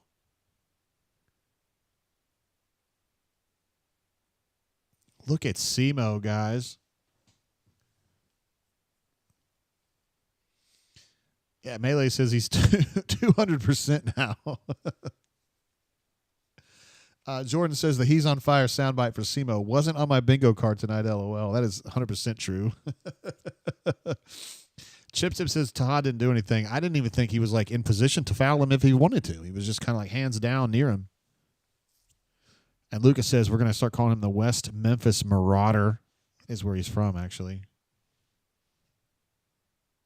Silo Tigre says, I'm getting word that if Canada tries retaliatory tariffs that we are annexing Rush. Yeah, Justin Trudeau better tread very lightly because, I mean, we'll get serious about this and we will take Getty and we will not give him up, okay? And I know it's not baseball season, but you know that the Blue Jays are going to miss Getty if he's not behind home plate.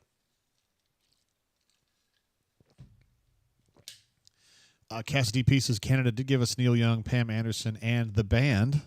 I'll give them that. Also, Rush, dude. I hope you're not overlooking Rush. Neil Young is a badass. The grandfather of grunge. And Pam Anderson, who I actually like more now.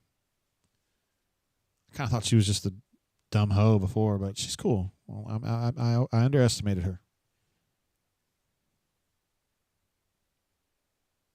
Wizard D says, considering there wasn't a foul, then I'm not sure how you could coach that about how to not foul on 3-point shots when he's not fouling him. I'd like to see a replay on that.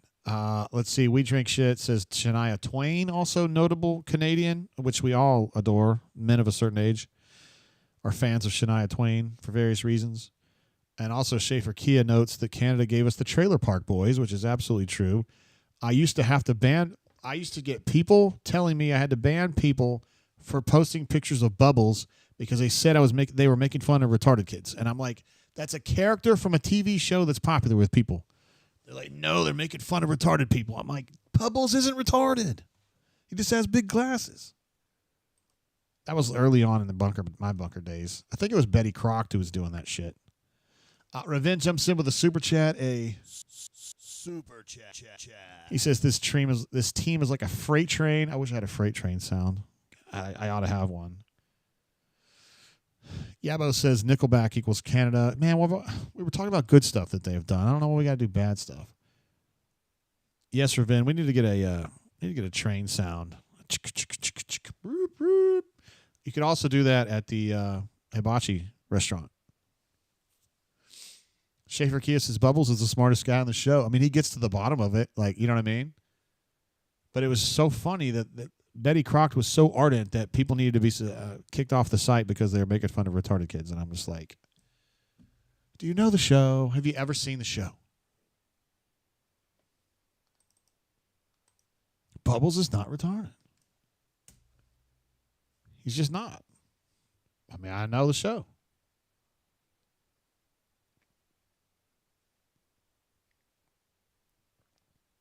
I'm waiting for him to shoot this free throw so I can update the score. Okay, there we go. Melee says maple syrup covers many sins. And let's see. Terrence says, did know Mookie Blaylock went to Oklahoma. He sure did. He definitely played at Oklahoma. Back when I was there in the late 80s. Oh, no. A rare turnover from Janai on a cross-court pass. He's usually so accurate on that. It was a little high, but it was actually off to Denver's right, which is the problem. I think he could have tipped it back to himself. It was just high, but it was off target as well. It's been so trippy to see this number 7 play so much point tonight. Like, we came into the game, like, I was talking up Fears, and he really hasn't been much of a factor tonight.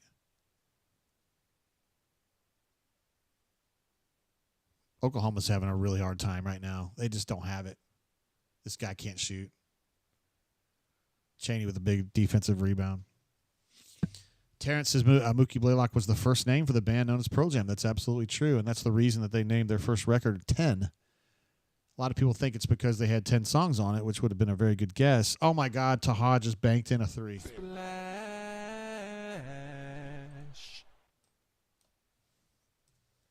He just banked it in. He did not call bank, but we're still going to give him full points for that. Yeah, a lot of people think it was because there were 10 songs, but it was actually an homage to Mookie Blaylock, who wore 10.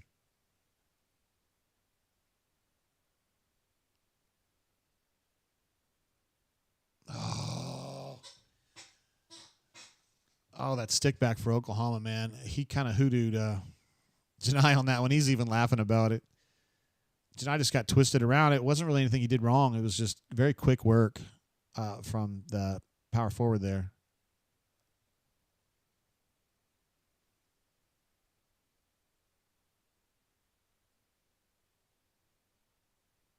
I love when Janai makes that face. That's a face I make probably 5 times a day when I'm moderating the bunker. It's just like something gets reported and you're looking at it and you're going, dude, really? Like, you reported this? He didn't even call anybody a name. Like, come on now.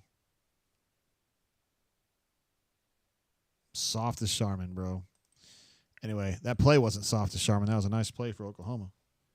Good stick back and hit the free throw.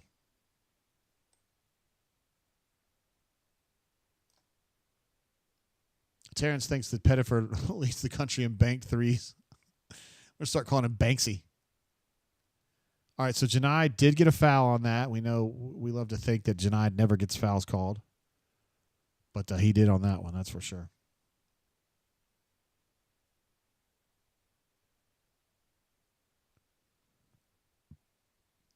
We Drink Sit, talking about our favorite Canadian artists, says, don't forget Celine Dion. I'm going to go ahead and forget Celine Dion.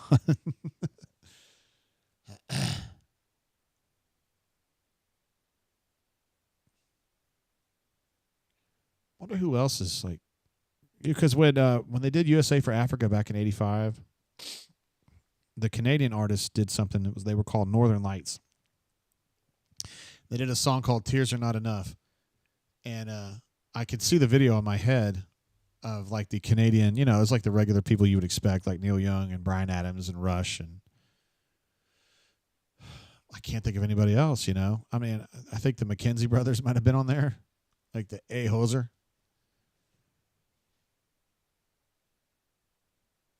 Mike Myers is also a notable Canadian. Absolutely, those of you who are younger might think of Austin Powers, also Wayne's World.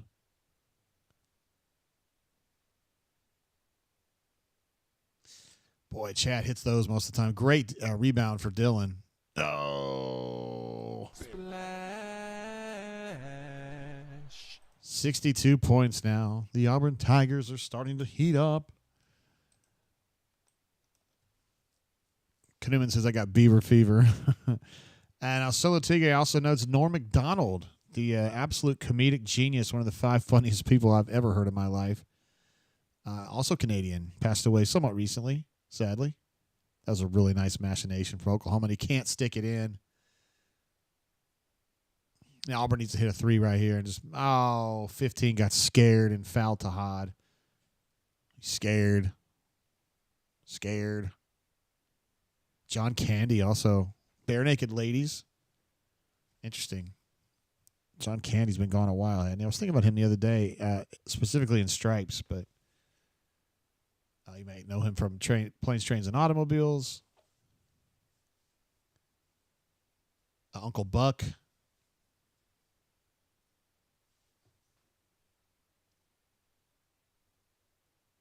Knuman says he wanted to put his boots under her bed.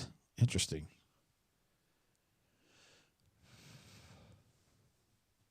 Can't stick it in. I know, Ravid. When I heard myself say it, I was like, here we go. Oh, there's a little bit of a turnover from Denver.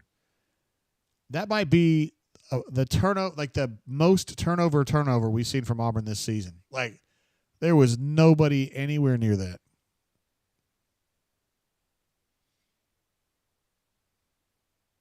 Great Outdoors, another John Candy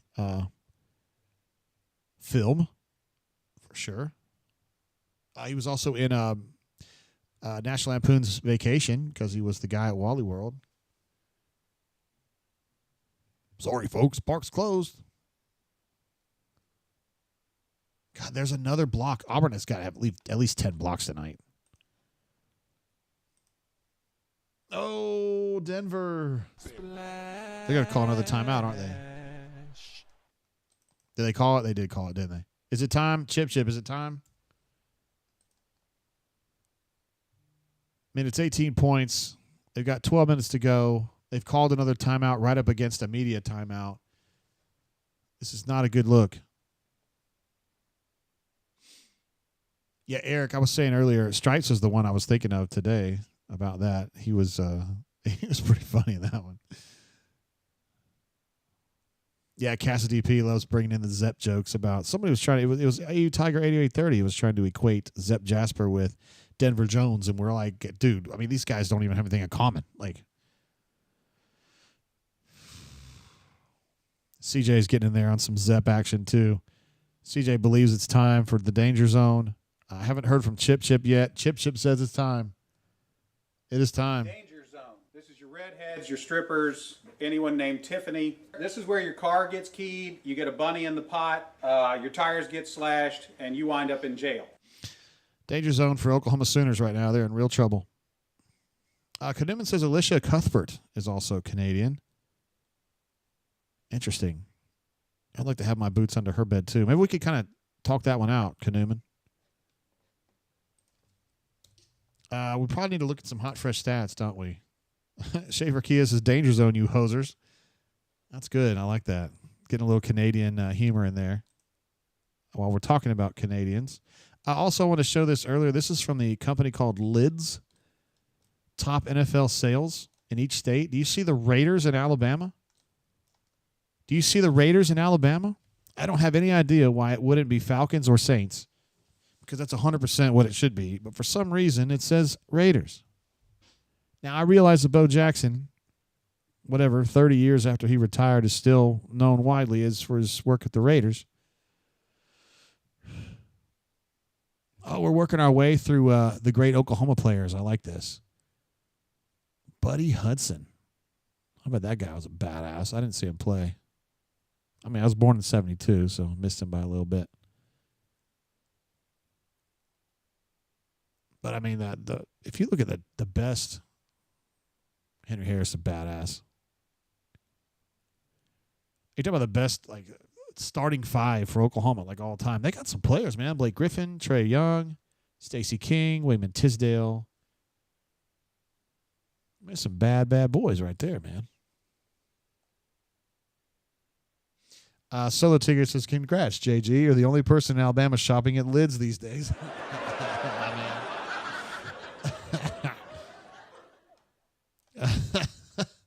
I just thought it was funny, man. I got a kick out of that one.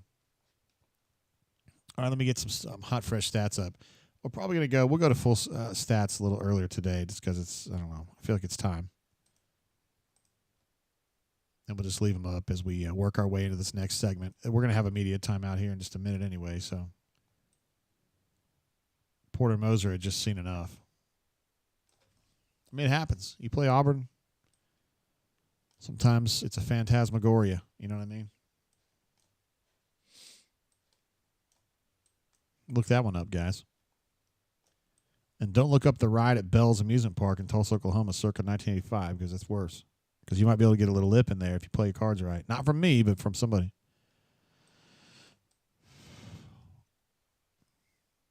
It's just been so frenetic for Oklahoma this half. They hit a 3, but I just feel like they're gasping for air all the time.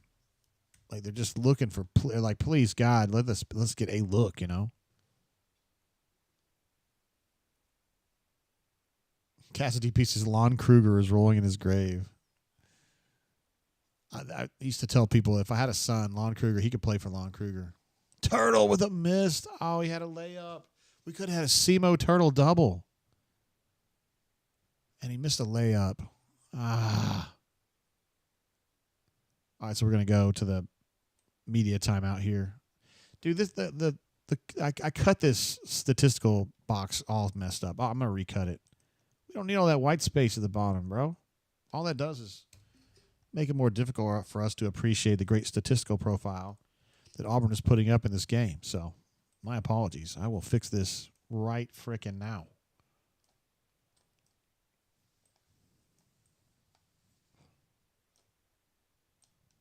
Who's fussing and what are we doing here?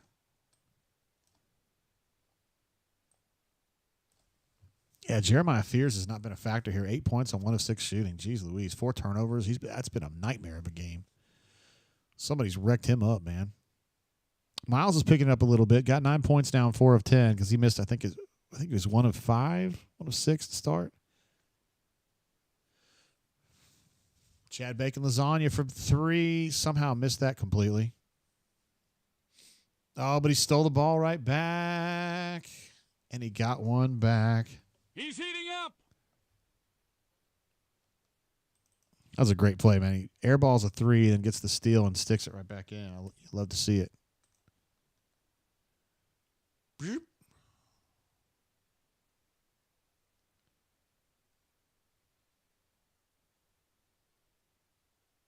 What did he say? I think he said that's what now?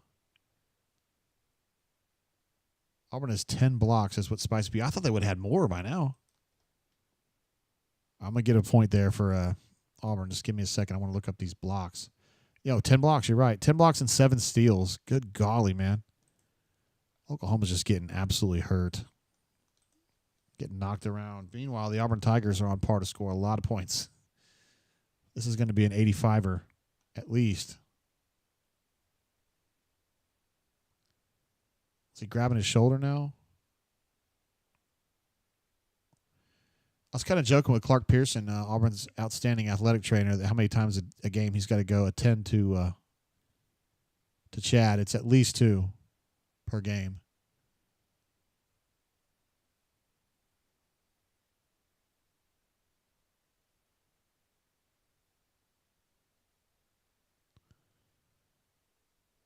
Guys, come on, man. That ain't much. That ain't much. Ambitious is CBM flagrant against again. I mean, come on, man. That's not very flagrant.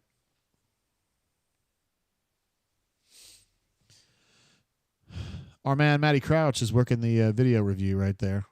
Doing a great job as usual. Friend of the show. Can't see him pictured right there, but he is there.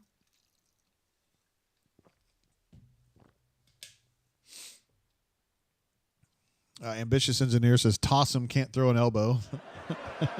My man. It's vicious, man. CJ says he looks like Kevin De Bruyne, and he spelled it correctly. Nice job, CJ. That's a tough one.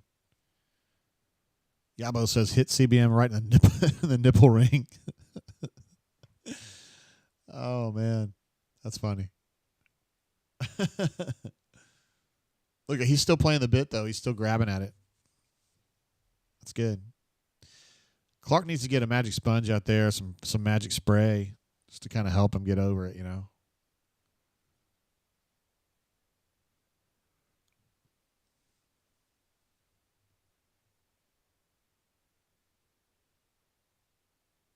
They called a flagrant on that, didn't they?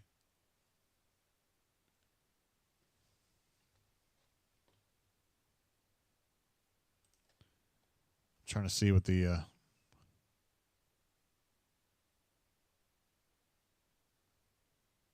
no, nothing. Okay, fair enough. I mean, guys, it wasn't very vicious. Melee says tender nips are a thing. I think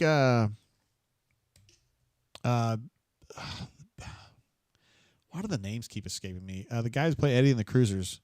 John Cafferty and the Beaver Brown Band sang a song called Tender Nips, I believe. They changed it to Tender Years because they thought that the people wouldn't appreciate the song, but I think it was called Tender Nips. Yeah. Uh-oh, Denver got hit in the nuts.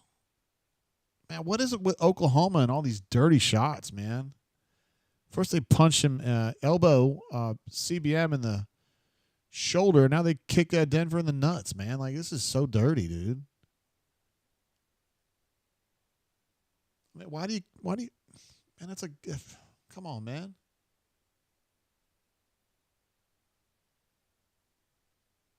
What, did he grab at him?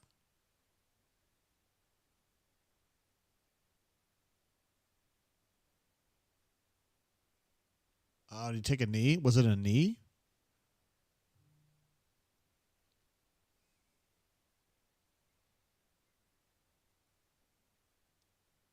I'm reminded of a Weird Science line which said, she kneed him on the nuts and called him in front of his friends. She did what?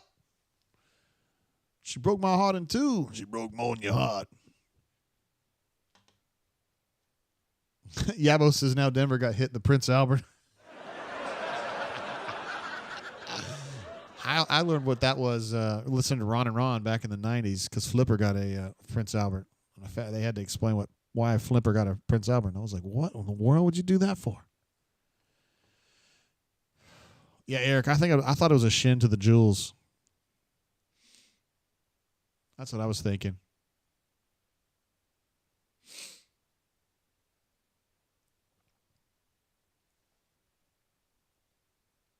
It's not very nice. This is not how you treat your friends.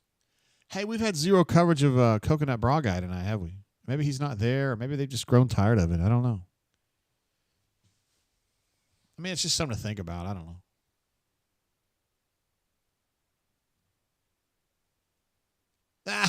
know. Chad's messing with him, pretending to throw the ball in his face. I like that. Get a little chippy. We still got 10 minutes to go in this game, guys. I'm surprised. I feel like Auburn's up 30, just to watch it. And they're not doing anything. And Oklahoma can't hardly score. Oh, Chad. Yay. What are you putting your hands up for, bro? Nobody did anything there, except that was a bad shot. Shaver says he thought the toe crossed the gooch. How dare you? Now they're going to call a foul for an inadvertent tripping.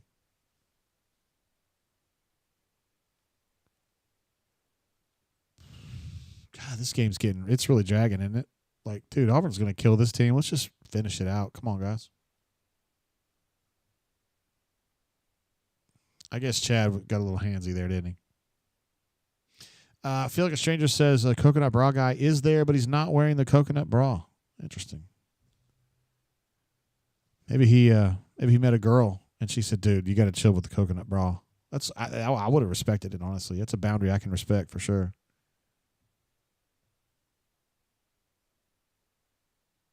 Are they going to call draft on it? Dude, I admire Duke Miles. I think he's played his ass off tonight. He hasn't had a great game by any stretch, but he's trying, man.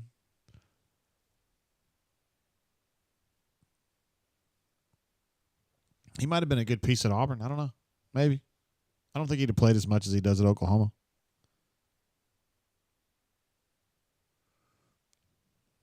Turtle. No, that was a brick. Great rebound from Chaney, though. Tahad says, I can hit this. Splash. Splash, splash, splash, splash. Yum, yum, yum, yum, yum. I need a Pac-Man sound for some reason. I just like the idea of Pac-Man like chewing on pellets when you hit threes. Uh-oh, we getting a little fussy in there. Chad's been wanting to fight somebody all night long. Not literally fight, but he's been like just trying to fuss with people all night long. And I know that's kind of how he is, but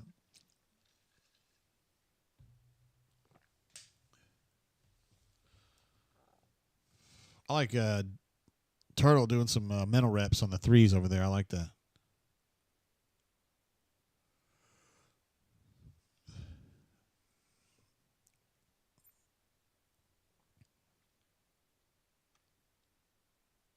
I don't know what they're adjudicating here. Anyway, it's 21-point lead. Ambitious Engineer says, "Can't believe Chad's in the middle of this. It's not like him at all." Yeah, I mean, it's just, I think BP's probably just going to sit him, not like as a punishment or anything, just to be like, hey, man, let's just calm down a little bit. Dude, Orlandis Poole has been doing Auburn games for so long. That guy's been a good ref for a really long time. I mean, he used to do the games in Beard Eves back in the day. He was like the young guy at the time.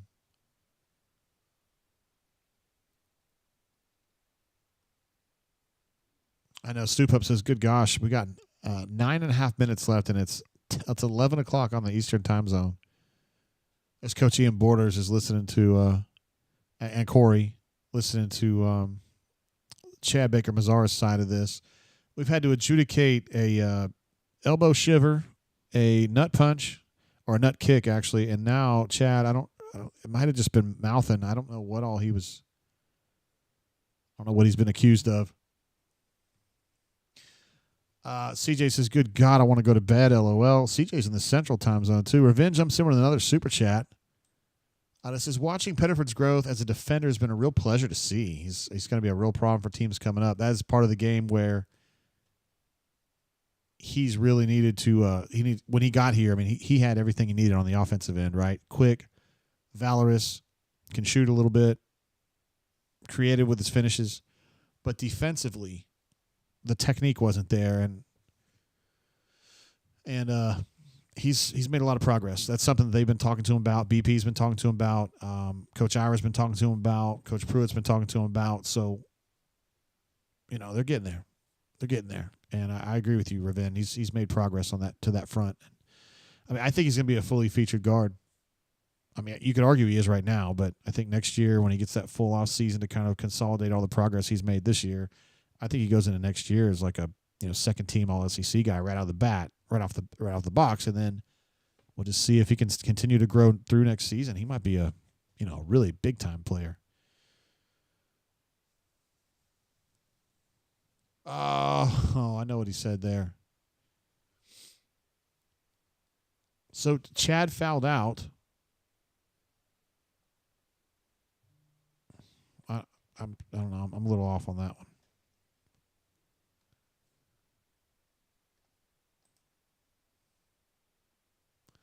He's probably speaking Spanish. My guess is that if he's mad, he's speaking Spanish. They're just showing him as having 5 personal fouls technical. And Miles Kelly has a technical also, which I've forgotten or didn't know. So Auburn had 2 technicals called on him tonight. So BP's not going to be mad about this because Chad's played good and they're having a great game and all that, but it's just not a good look, man. There's no reason for that.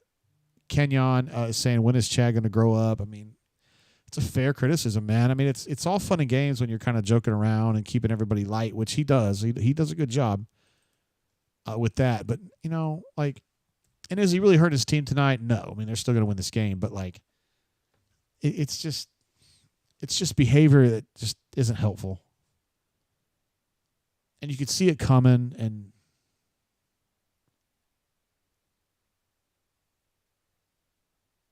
oh, dude, the pass was too good for Simo. Like, Simo, he's got to have his hands up when he sees Tahad going down the baseline like that. John Reed, the outstanding photographer from USA Today, Sports Images, is down there on that baseline where they're just walking away from right now. Stud. We've used a bunch of his pictures at auburnsports.com through the years. I think Janai was surprised there wasn't a foul called on that drive right there, honestly. Hit that, Tahad. Hit that, Big Daddy. Mm-hmm. Splash.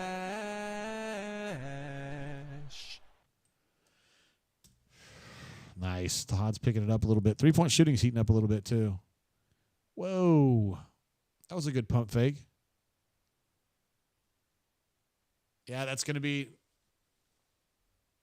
Oh, I thought they were going to call double dribble on Simo there.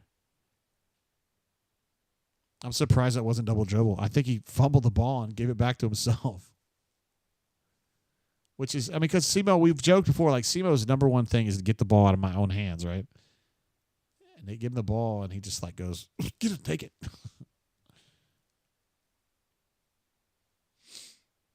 Yeah, Stupup says Simo taking a moment of zen, just kind of sitting on the sideline and thinking about life, you know, taking it in.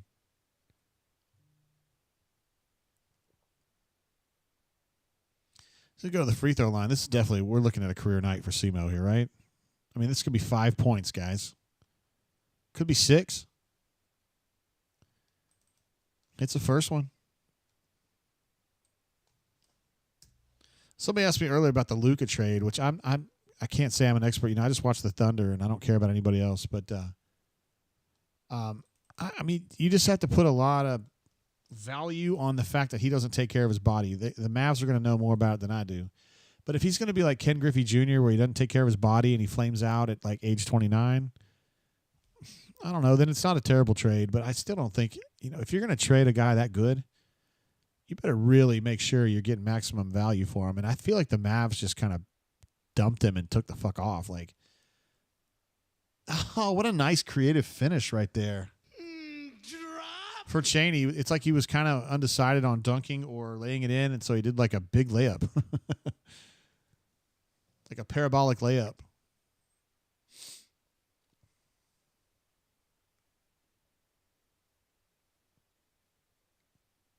It's going that way. That's Auburn ball. Yes, sir, it is.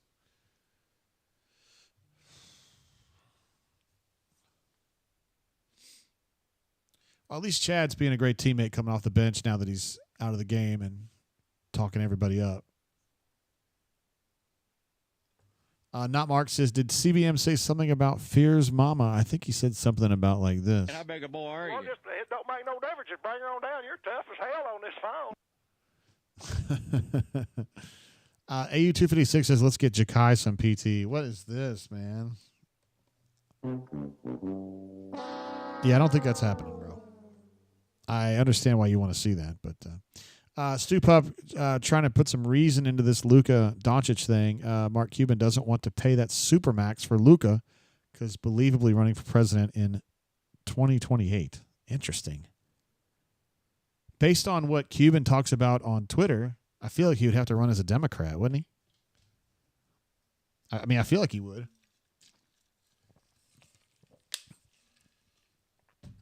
That'd be an interesting I think he has some interesting ideas about pharmaceuticals. I don't know much else about what he's been doing, and I don't think he's the major owner for the Mavericks anymore, is he? He's like the number one. Yeah, actually, Mitch was just mentioning that. I think Cuban sold off a lot of his share to a family right now. And Schaefer Kia, apropos of nothing, says Cuban sandwich would hit different right now. My man. Yeah, I think Cuban has less of an effect on the Mavs than he has maybe, in 20 years now. So I don't think it's all on him. Maybe they just got sick of him, of Luka just not paying attention to his, his body or his conditioning or whatever, right? And if you're a coach, maybe. Kenyon says, JG, you think CBM is going to cost Auburn a game with this mess? I mean, he already did, kind of. I mean, I think that the Yale loss in the tournament last year was a complicated calculus, but I think him getting thrown out of the game in the first half was part of it, a big part of it. So he's already kind of done that. And, at some point, you just got to. And he was cruising for a bruising today, too. Like, he was. It wasn't just like this one isolated outburst. He just kept kind of harping on him and just, I don't know. Yeah, these kids, the athletes for Israel, they were at practice yesterday. They were sitting all around me. They were very well-behaved kids for being in high school. Yeah, they were. One of the things that I really enjoyed listening to them, they were confidently incorrect about several or many of the Auburn players. They must not be from this area. They didn't sound like they were from this area, and they had like northeastern accents, and they were confident that Janai Broom was Dylan Cardwell, and and they called him Johnny. They were confidently incorrect about this, but it was cool. BP right after practice obviously knew like the adults that are with this crew. They're obviously people that BP and Steven know really well, and Burgo was talking to him too. So it's the kind of stuff that BP does.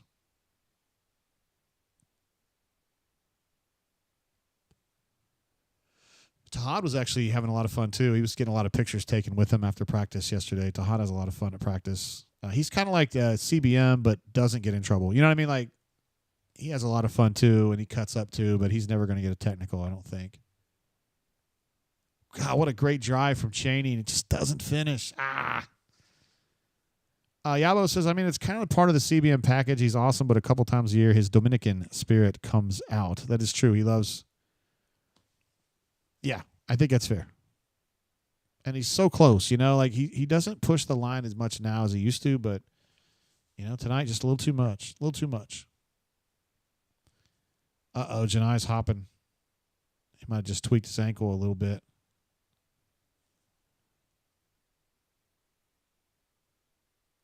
But he's back walking again. I don't think he's, like, seriously injured.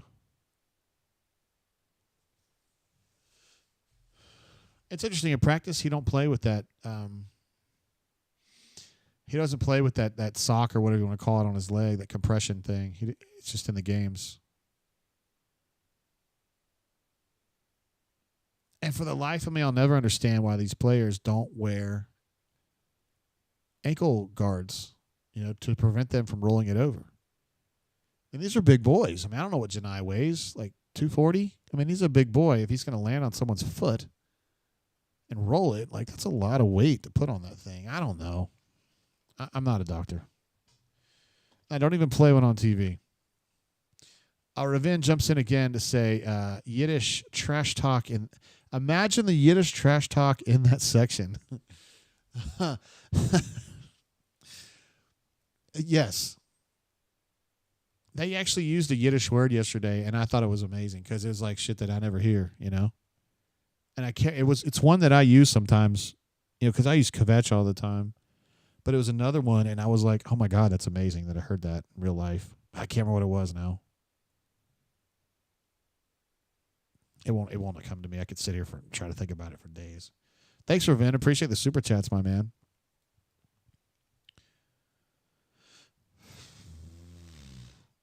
By the way, Denver is at the line, and he's doing what Denver does at the line, which is put the ball into the basket. It's now 79-55. I have left Oklahoma short. a couple points there, and I apologize. 80-55. It's a 25-point lead for the Auburn Tigers. It looks like my pick of 15-ish was a little conservative. Oklahoma's had just a disaster of a second half. I mean, they haven't done anything.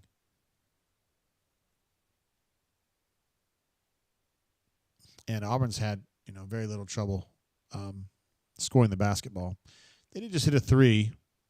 They left their power forward open. They were willing to let that happen, and he hit it. Auburn's still rolling with a lot of starters here. Denver, Janai, Miles. Simo's still in there. Chaney with a little turnaround. Push shot. Cash money. We call that a panty shot. If it hits no rim, it's just straight up. It's like that, That is definitely a foul. That's a push off.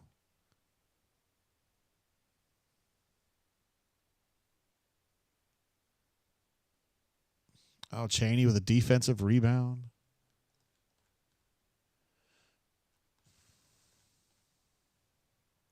Chutzpah might have been what it was. It wasn't Verklempt, no. I don't remember what it was. Dadgummit. I was so stoked to hear somebody say it, though. Janai got fouled on that, and Chaney's had weird body language tonight. It just seems like he came into the game expecting that he's going to shoot 50 free throws tonight, and every time he gets a hand put on him and he don't get a foul, it seems like he's frustrated. He's still bitching. I wonder maybe if CBM starts kind of rubbing off in a way, where he complains so much and whines so much that everybody sees it and they start doing it too, like a chain reaction type thing. I don't mean from Journey, but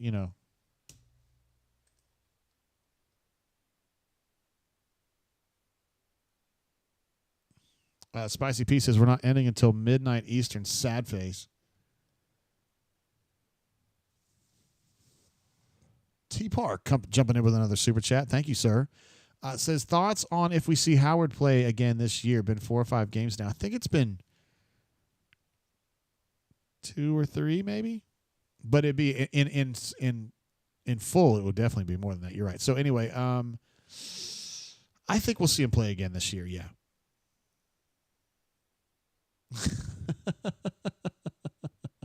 Dylan mugging for the camera. I like it. I think we'll see him play again. I don't think it was that bad. I don't think it was that bad. I mean, it was bad, but it wasn't super, super bad. I like that. I like the thumbs down. That's good stuff right there. 58-84. I like that his teammates are just going to let Simo handle that. I mean, hey, he's ready for it. There you go. Simo just shepherded him right out of bounds. That was good defense right there. He's played a great game. For him, He's not played a Janai game or anything, but for Simo, he's been great. Showing some Dylan highlights. You love to see it. Boy, I tell you, man, Auburn's just eating them up, man. Just chewing them up. I need the Pac-Man. Wow. Boom shakalaka. Holy shiz, man. I need the Pac-Man. Just eating them up, man. That was a very ambitious alley-oop, and Dylan was there for it. Got the reverse jam on it. Holy cow, man. That was gnarly. Oh, gnarly. Oklahoma with a bucket to come back a little bit there. Save a little bit of face. But good Lord, what a dunk that was. I mean, just what an alley-oop. Let's see if Dylan's up to, he's at 8 points on 4 of 4 shooting. Get him another bucket. Board. Yeah, that's fair.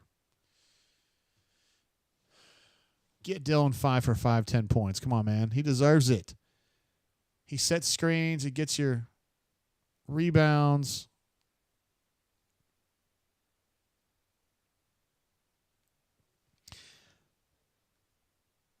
Vince has put it in the Louvre. That was a hell of a play right there. Let's get some updated stats. Again, I hate to break it to you, but Dylan does not have double digits yet. Disappointing. It's very disappointing.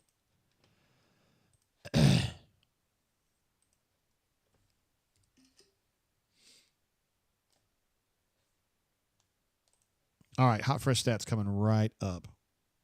I do think we'll see Jakai again. Not tonight. But we still got a long way to go, you know. There's still a lot of games left to be played, and I don't know. I don't think it was worth all that. I don't think it was worth a season ender. I don't think it was. But maybe I'll kind of feel it out a little bit and see what, you know. I don't even ask about him as much anymore because I just kind of know what the answer is going to be. Cassidy P says, if we can have the Gulf of America, we deserve a 6th year of Cardwell eligibility. I'm on board with that. If you need a second, I am there. Let's see. Numbers that stick out here. The Auburn Tigers, 19 assists and 7 turnovers, which 7 turnovers is a little high, but 19 assists on 30 buckets ain't bad at all. Cassidy P is going to be fired up, as usual, about the rebounding margin. Auburn is +9. Auburn has 11 blocks. Holy cow, 11 blocks, 7 steals. And Oklahoma has 0 blocks and 2 steals. That is a huge advantage. Although Auburn is only +5 in shots attempted despite all that, which is interesting. Auburn 18 of 24. If I ever see Auburn over 20 free throw attempts, I know that that's been something they've really pushed. 8 of 25 from 3 is obviously off the mark for Auburn, but they've been better in the second half. 6 of 13, 46% this half, so that's definitely an improvement. 2-point shooting has been good all the way through. So, yeah, this has just been like kind of a hustle game, really. I mean, 11 blocks and 7 steals, plus they're shooting really well from 2. I mean, that's pretty much the difference here. And they've got a +10 rebounding margin. Hasn't resulted in a lot more shots, but the quality of the shots for Auburn has been insane this half. And really, I mean, the disparity, the general shot, look, they're showing Coach Ira Bowman there. The disparity in shooting quality, I would say the average Oklahoma shot this half has been a D. The average shot for Auburn this half has been probably a B+ or an A-. I mean, Auburn's got a lot of great looks. Oklahoma hadn't had shit. I mean, they haven't had anything to do. So that's just kind of what I'm talking about right there. Let's see. Yabo says, Dylan, checkmark. Simo, checkmark. Just need a little more from Turtle for the trifecta. Turtle missed a free throw or missed a layup earlier. Unbelievable. Russell says, got to talk to Gus, DeBoer, Kirby at a Georgia High School Coaches Association meeting in Macon today. Gus said lunch was solid. It was solid lunch. It was pretty good. Good for you, Russell. That sounds fun, man. Macon. At least you can kind of focus on the coaching when you're in Macon because there's not much else. Apparently, Kai is in the game. This is good. They're up 26. Might as well. There he is. He's been practicing good. He's been with the team, of course, and all that. So, and JP Pegues is not going to play. He's like a healthy scratch, guys. I was talking to somebody the other day. I said, why didn't JPP play? And he goes, well, some guys don't mind playing with the walk-ons, and some guys do. I said, okay. 10-4. Turtle doesn't mind playing with the walk-ons because he's all about the ball, and JPP don't want to play with them because he thinks he's above it. I mean, that's the only way I can interpret it. 88-60 is what I'm looking at right now. Oklahoma getting curb stomped. Oklahoma just getting absolutely just cut to pieces here. There were people that come into this game, people on the bunker that were like, "This is a trap game, guys." I'm like, trapping my ass. Nobody, this is not a trap game. Auburn can't get trapped. This team's not trappable. It's beatable, but it's not trappable. Hey, Sam, I'm just telling it the way it is, brother. Mitch says, such a bust. I mean, yeah, for real. I mean, look, guys, he practices hard. He's there every day. Like, you can tell that his teammates like him. I mean, he's not just, like, sitting in the corner like that. Like, at practice, he just seems like like a regular part of the team, just like Miles or whoever. But I don't know. When it comes time to play, he just ain't doing it. Is Dylan just sitting in the stands? Oh, he's right. So there's Jeremy and Damon. So he's like at the end of the bench is where he's really at.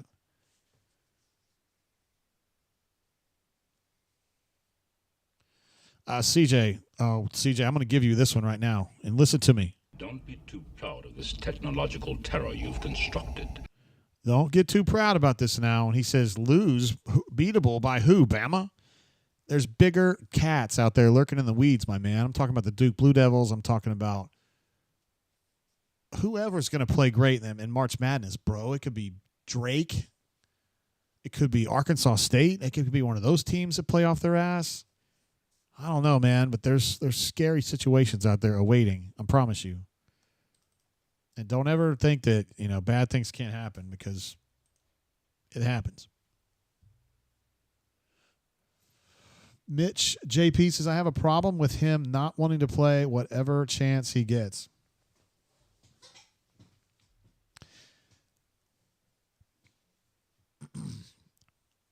I see no logical problem with anything you've said.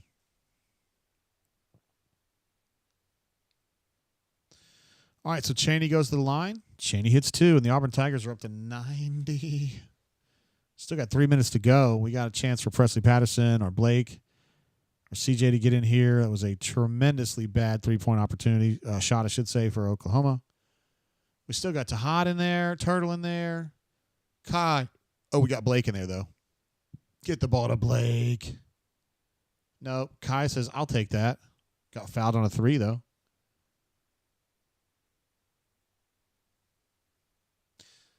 Look at Chad. He's happy. Ira looks like about the way we feel right now. He's like, let's get this over with.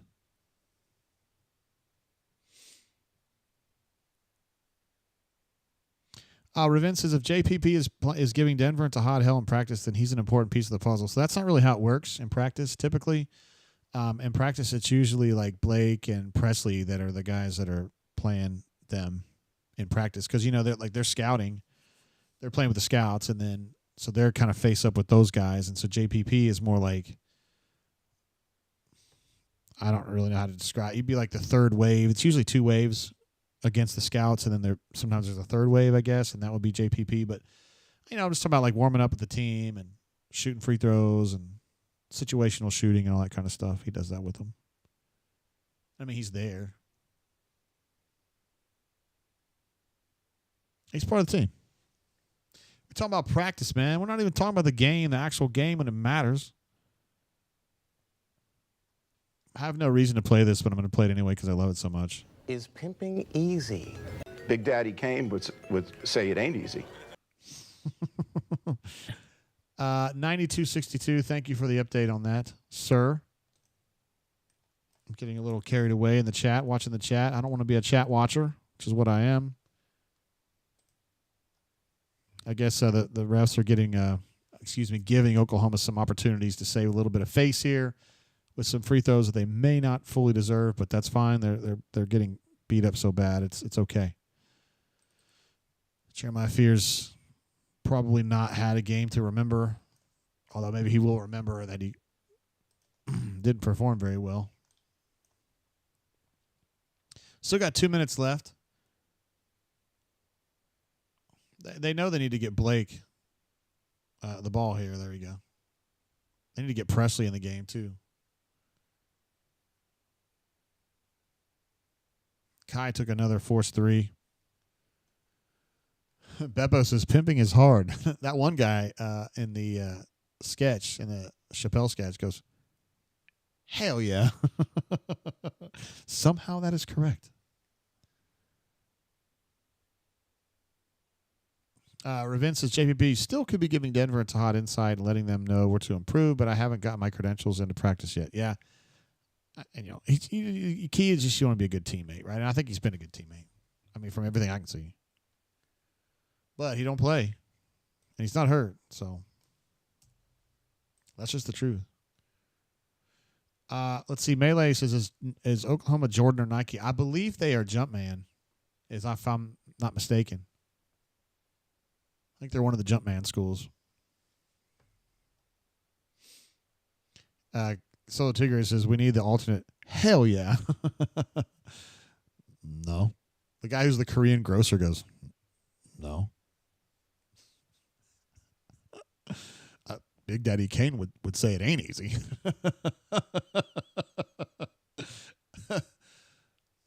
Number 7's had himself kind of a quiet, like a really nice game, honestly. I haven't seen the stats, but I know they're up, but I'm talking about the updated ones. Nice little game, man. He's got, 13, 15 points, something like that. Presley Patterson in the game, number 14.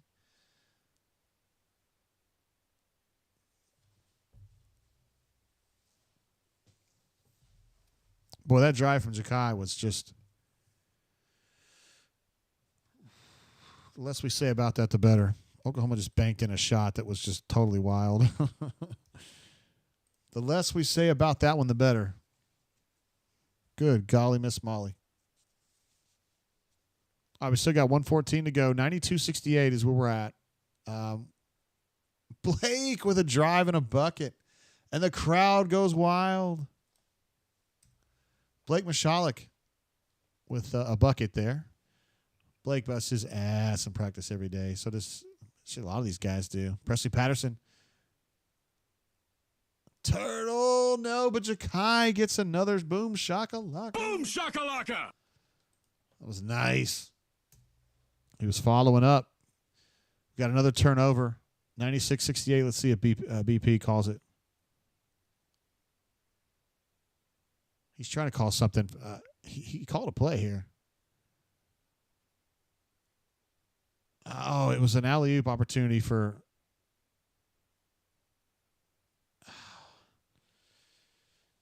I'd love to see CJ get an opportunity or Presley or somebody.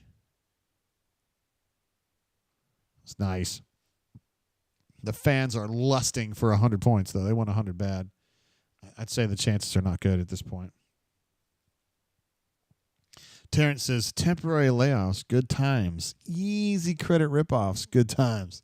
Scratching and surviving, good times. Hanging in a chow line. I had to look that one up myself. That is the most disputed of all good times lyrics. All right, so now we're up to 98 now. I think Oklahoma can just sit on this now. They may choose not to. They chose not to. They decided to dunk on Auburn. So my feeling is if they dunk on you, you go down there and you score on them. But 98-70 also is good. All right, so it's going to be 21 wins overall for the Auburn Tigers, 9-0 in league play. That's pretty good. Oklahoma going to slide to 16-6, but they came in as one of the hotter teams in the SEC, honestly. And they're going to leave humbled, I would say. The Auburn Tigers are pretty happy with this. Janai thinking about doing some dancing or whatever.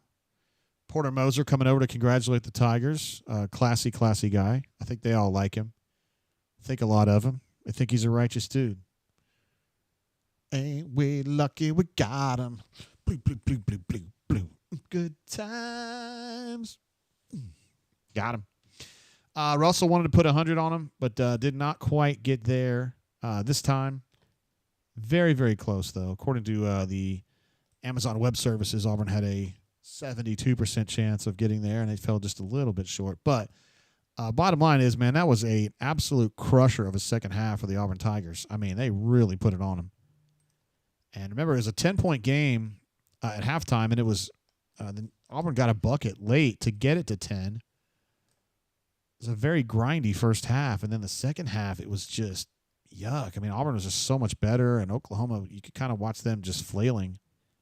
They finished with 70 points, which is kind of impressive considering that they had no chance of doing anything really useful in that half. But they allow Auburn to score a bunch of points. 54-36 was the scoring differential in the second half. And you finish out this game. Wow. Second half, Auburn goes 6 of 14 from 3, which means they went 11 of 13. Is that right? 11 of 13 from 2 in the second half? I think that's what it is. No, it would be 9 of 13. Jeez Louise, that's really good, man. Chip said Oklahoma was fortunate to get 70. I completely agree. They actually got some bank shots in and some really just kind of low percentage shots went in. to help them get to 70. I think normally they would, if the Pythagorean theorem held, they'd probably be in the 63 range, and it would have been an absolute laugher. This is probably still kind of a laugher in a way. I mean, 28 points. Got some really good individual performances, honestly. Rob says, JG, can you talk about what's going on with Ja'Kai?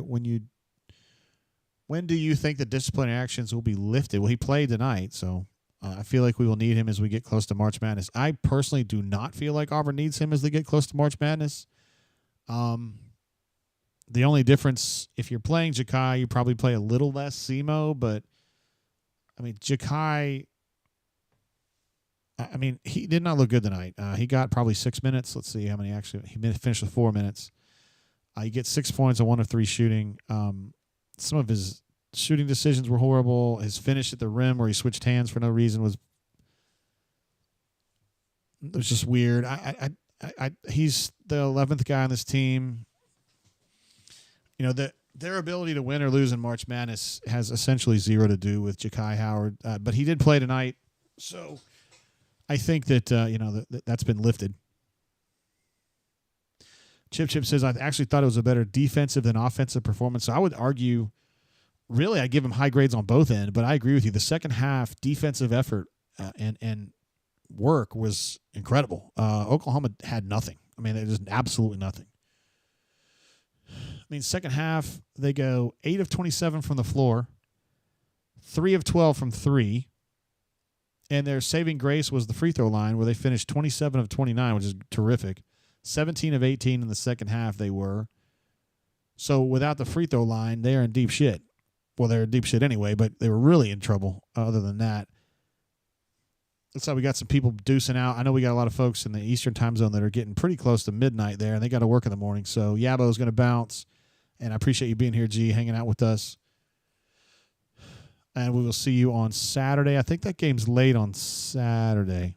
Make sure I get that right before I send you to bed with incorrect information, which would be probably the first time in your life that's happened. Right? No, it's not late. That game's going to be 3 o'clock in the afternoon on Saturday. Florida at Auburn, which is going to be a showdown city. Clayton did not play tonight, who's a really key player for them. So I don't know a lot about what they're doing and what the situation is with him. Now, if he was out, that would be big for Auburn. But we'll see how that progresses during the week, if we can learn a little bit more about that. What do we take from this game? Auburn's defense, I thought in the second half was just on a different level. And you look at some of the peripheral numbers, I mean, 11 blocks and 9 steals is just tremendous. And normally I would think that would lead to a ton of extra shooting opportunities, but Auburn ends up only +5 in shot attempts tonight, which is a little surprising. We also got a super chat coming in from Cassidy P, who says, oh, and P.S. suck on a coconut bra, Venables. We love laughing at Venables, of course. Even though this is a rare situation where he didn't take a loss with Oklahoma competing. Ravin, big fan of the offensive spacing tonight. Chip says, Janai, 6 assists. Yeah, wow. He's definitely back. We didn't like his passing in the Ole Miss game as much, but tonight he really redeemed himself. 6 assists. 3 turnovers is a lot for him. Typically he's like a 1 or 2 guy. 3 blocks, 3 steals for him. 15 points on 4 of 8 shooting, 7 of 9 from the line, and 5 boards. I feel like a stranger said he looked super rusty. He's probably talking about Ja'Kai. He may help a game before the season is out. Kid has so much talent. Watching him warm up before Ole Miss game, he was throwing some incredible dunks. He is definitely an outstanding dunker. But he's just got a long way to go in some of the things that maybe you don't see on game night, you know? And he's talked about this. I mean, well, Stephen Pearl had talked about it on the next round when he said that Ja'Kai had addressed his teammates in a players-only meeting or a team meeting and said he needs to be a better teammate, and he's committed to doing that, which is great to hear. It's great to hear him be accountable like that in front of his teammates and understand what needs to happen. So I think that's a big step forward, and I do think he's a very talented player. But it's more than just talent. There's college basketball is full of players who are really talented. It's just it takes more than that. You've got to get your head on right, and you've got to learn how to either improve your weaknesses or hide them and then really accentuate your strengths, right? Mitch can't believe over JPP's unwillingness to play. I mean, I don't feel like it's anything I'm breaking to you. He's not hurt and he doesn't play. You know what I mean? I think he could be in there playing the last 5 minutes, but he chooses not to. So that's just the way it is. Let's go through some of these individual. I like to kind of do individual grades just kind of for shits and gigs. Denver Jones, to me, was probably a B tonight. 13 points on 4-4 shooting. Not much to complain about there. Essentially, his shooting numbers were perfect. 4 for 4, 3 for 3, 2 for 2, 4 assists and 1 turnover. Maybe I undersold him. Maybe that's a B-plus kind of line. Actually, you could argue that's an A-minus kind of line. I didn't necessarily notice him as much. But he finishes with a team-high plus 26, so shit, I think I underestimated him. Let's give him an A-minus. I think I was just wrong. I guess I just wasn't looking at the right thing. I don't know why I didn't notice him as much. Maybe I just kind of have eyes for Tahad in a way, you know. I look at that electric stuff that Tahad does, whereas Denver's kind of a different, kind of the way he goes about his work is different. But he had a hell of a line. Janai, 15 points, 4 of 8 shooting, 5 boards, 6 assists, 3 turnovers, 3 blocks, 3 steals. He's a stat stuffer. That's all he does. I'd probably give him an A tonight. I mean, he's had better games, but he's a central figure in this one. Chad, I mean, jeez. I thought he was okay in the beginning. He was very good, in the first 6 or 7 minutes of the second half, and I think really keyed how Auburn kicked into that second gear or whatever the next gear was and really stepped on Oklahoma's throat there the first 8 minutes of the second half and took a game where they were going to win it to just a game they were going to curb stomp it. But then he gets the technical foul, and he was kind of cruising for a bruise. And prior to that, he needed to hold himself back. I'm getting a little too antsy here, and he didn't do that. So for me, I would give him a C, even though he wasn't. His stat line's better than a C, but technical foul, getting disqualified, especially considering what he did in the Yale game and the NCAA tournament last year. I don't love it. Miles Kelly fought through a really cold run there. I think he missed probably 7 shots in a row, but finishes with 9 points on 4 of 11 shooting. 1 of 7 from 3. That's very uncharacteristic for him. Frank, he got a tech. I guess you could say he's either yelling at a player or it was dissent with an official. It was not a contact foul. He was just hollering, and I think he just probably said something he shouldn't have said. So Miles Kelly for me is probably a C+. I did think his defense was good. 25 minutes. But 9 points on 1 of 7 shooting from 3 is just not great. I thought Dylan was terrific. I thought his defense was really good tonight. 8 points on 4 of 4 shooting. 3 boards, 6 blocks. Holy cow. I'd probably give him an A, honestly. I thought his defense was insane tonight. And he got 4 dunks, and his last dunk was essentially an alley-oop that he turned into a reverse.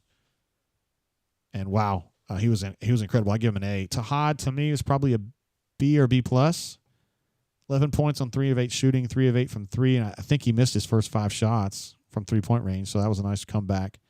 3 assists and no turnovers. You love to see that. And he's plus 16 on 22 minutes. Boy, not much to complain about there. Yeah, I'd give him a B+ on that one. Jakai, he didn't play very much, but he played all right. C, maybe. Simo had 6 points, which is about 6 more than we thought. So let's give him a B just for effort.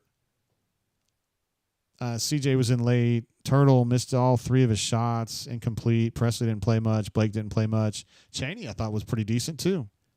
Plus 22 in 27 minutes is outstanding. 13 points on 4 of 6 shooting, 8 boards. Led the team in rebounding. 3 assists, 1 turnover. I would give him an A- for that. Stayed in the game, did not get in foul trouble. That's terrific. So I think we give 4 guys an A or an A-. Of course, when you score 98 and you win by 28 in the SEC, you should have several guys with an A, right? But all in all, that's pretty good. Let me take a look at Ken Palm here. Let me get some Ken Palm numbers for you before we sign off. Auburn is number 1 in Ken Palm. And it looks like somebody was mentioning earlier that they took a nice little jump there. Like this win really kind of boosted him a little bit. I'm going to go ahead and pull these numbers over.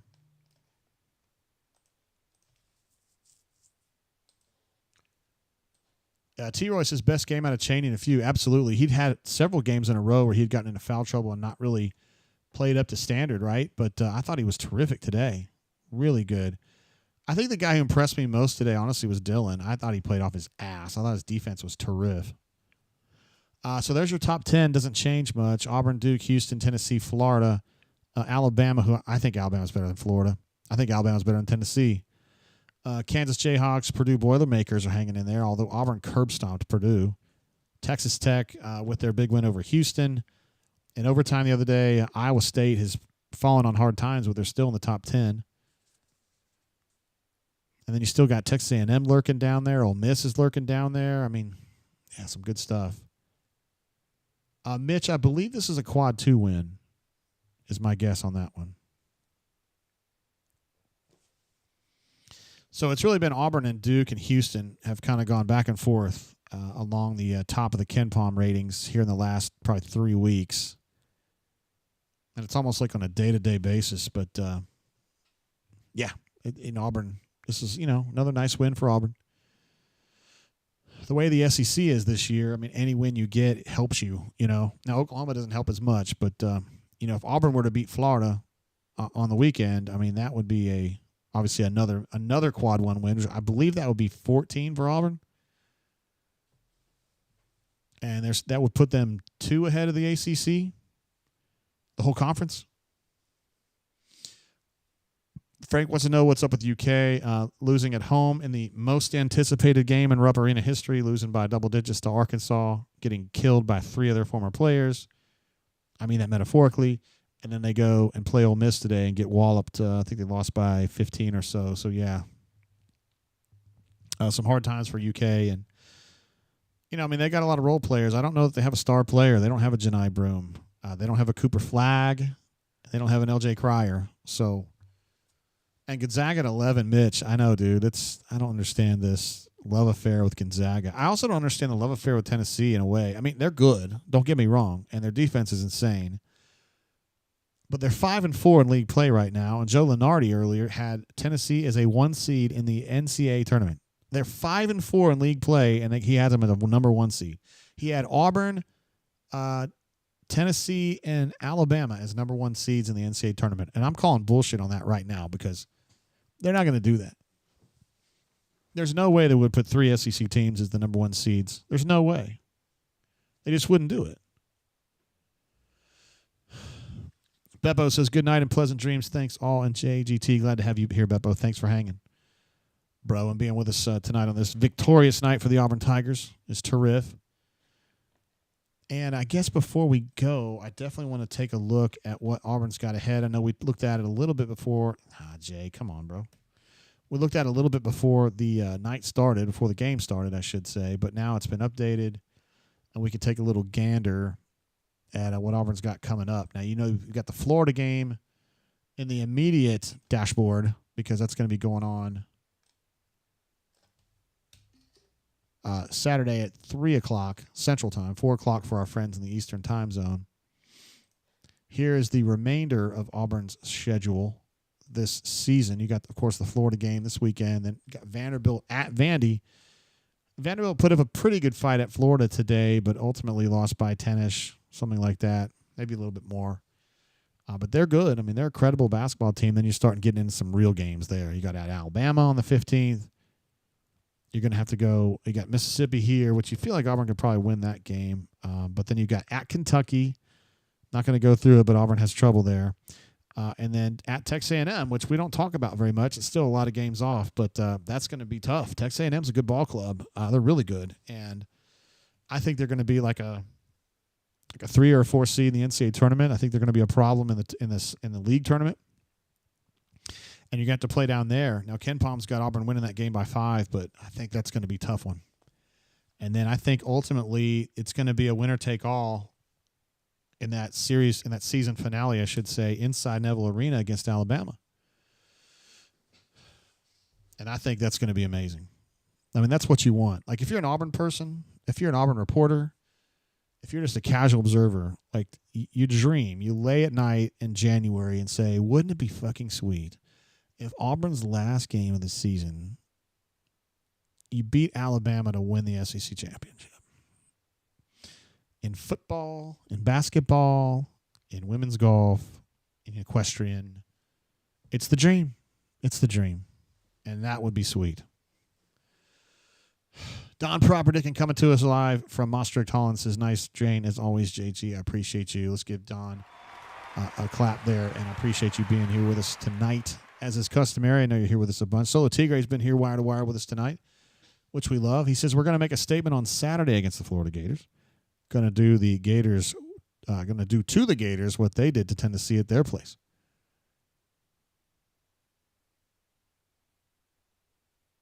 Chris M says in softball as well. And probably not this year, but in seasons past we have seen it, and it's been very, very sweet. Kanuman thinks that would be sweet as well. Melee says he would take a 1-point win against Florida. Anybody smart, which means anybody in our chat here would do that, but there's going to be some bunks that would be mad, that would find ways to fuss over a 1-point win against Florida. They would be idiots to do so when you play Florida and Alabama. And I would argue Ole Miss and Texas A&M. If you play them, you win by 1. You play the game to win the game. And that's that. I worry that some of the bunks are getting their heads affected negatively by how good this team's playing. And you look at it and say 9-0, shit, 50-0, and it's like, come on, man. There's too many good teams, and Auburn's got too big of a target on its back. It's just not going to go undefeated. I think Ken Palm has Auburn at a 14% chance of running the table. And if that happens, I mean, you're going to have to consider this one of the great Auburn teams of all time in any sport. You're going to have to start thinking about some of those football teams because that's insanity. CJ says the O-Dome is where dreams go to die. Neville Arena is also where dreams go to die. Let's fry some gator. That'd be sweet. I'd love to see Auburn beat the Florida Gators. All right, so what we're going to be doing is we got the game Saturday at 3 o'clock. Of course, we'll be here doing our thing. And me and B-Matt and Stoltze and Daniel Locke will be doing basketball coverage wall-to-wall as we approach this Florida game. Obviously, Todd Golden, the former Auburn assistant, going to be an important figure since he's the head coach at Florida. Duh. And they got a ball club. We'll see if their star player is going to be available. Looks like Auburn's going to be full-powered for this one since I don't think anybody got hurt in this one. Janai stepped on his ankle wrong but continued to play and didn't seem bothered by it. Of course, Chad took that vicious forearm before he got thrown out. Auburn fan 123 says, if Auburn goes undefeated in the regular season, we'd be the best regular season college team of all time with how good the SEC is. I don't know about that. I have to look at that. But this would have to be one of the great SEC teams of all time. No shit. Yeah, I know Kentucky surely had some undefeated conference teams. I don't pay that much attention to that. But because I don't know. I mean, these UK people, I was kind of a hired gun when I went to Kentucky. I wasn't paying that much attention. Frank G says, at Alabama, at Kentucky, and at Texas A&M scare me the most. I think they should, yeah. I think they should, and I think Florida's going to be ready to go this weekend. I think they're a good team, an experienced team. They've got a coach that's going to talk it up, and I think it's going to be a showdown. Chip says CBM's nip. He's got the tender nip. Is day-to-day. We'll see. I'll check in with that tomorrow and see how he's feeling with the nipples. All right, I think I'm going to wrap it up there since we're getting kind of late. It's 10:49 in the Central Time Zone. Our friends in the Eastern Time Zone are rapidly approaching midnight, and it's probably time for you guys to get ready to go to work. I don't know about me so much. We are going to tape a rundown tomorrow, I believe, barring some kind of unforeseen circumstance. So we'll definitely have that for you guys in the afternoon. And we will we've been doing a lot of basketball writing, and we will continue to do so because I think this team deserves that. We're still only 1 week away from baseball and softball kicking off, so that's going to be cool as well. But listen, we know what's going on. We know what time it is. We got a 9-0 men's basketball team right now, and that's the main story that's going on. So we'll continue hitting that as hard as possible. So great night for the Auburn Tigers. Really nice second half. It just defensively shut down everything that Oklahoma was trying to do, honestly, and Auburn's offense continued to crank, and that's kind of how it goes. This is about how I saw it going, although I thought Auburn would win by 15 or so. They ended up winning by a lot more than that, but I thought Auburn would comfortably pull this one out. Trap game my ass. Auburn's too experienced and too old and too good to get into trap games. Auburn is beatable. Don't get me wrong. I'm not trying to say they can't lose. They can lose games. But the idea that they're going to just get walloped by some team because they're not paying attention, it's not going to happen. That's not the way this team works. It's not the way this coaching staff works, and I can't imagine that ever happening with this team anyway. Going to wrap it up there, guys. I will see you guys on the stream on Saturday, of course, at auburnsports.com. You see me all the time because I'm on the bunker all the time, and we write and we podcast and we do all that. So I'll see you guys then on Saturday. Until then, keep your feet on the ground. Keep reaching for the stars. Let's make miracles happen and be great out there. See you guys.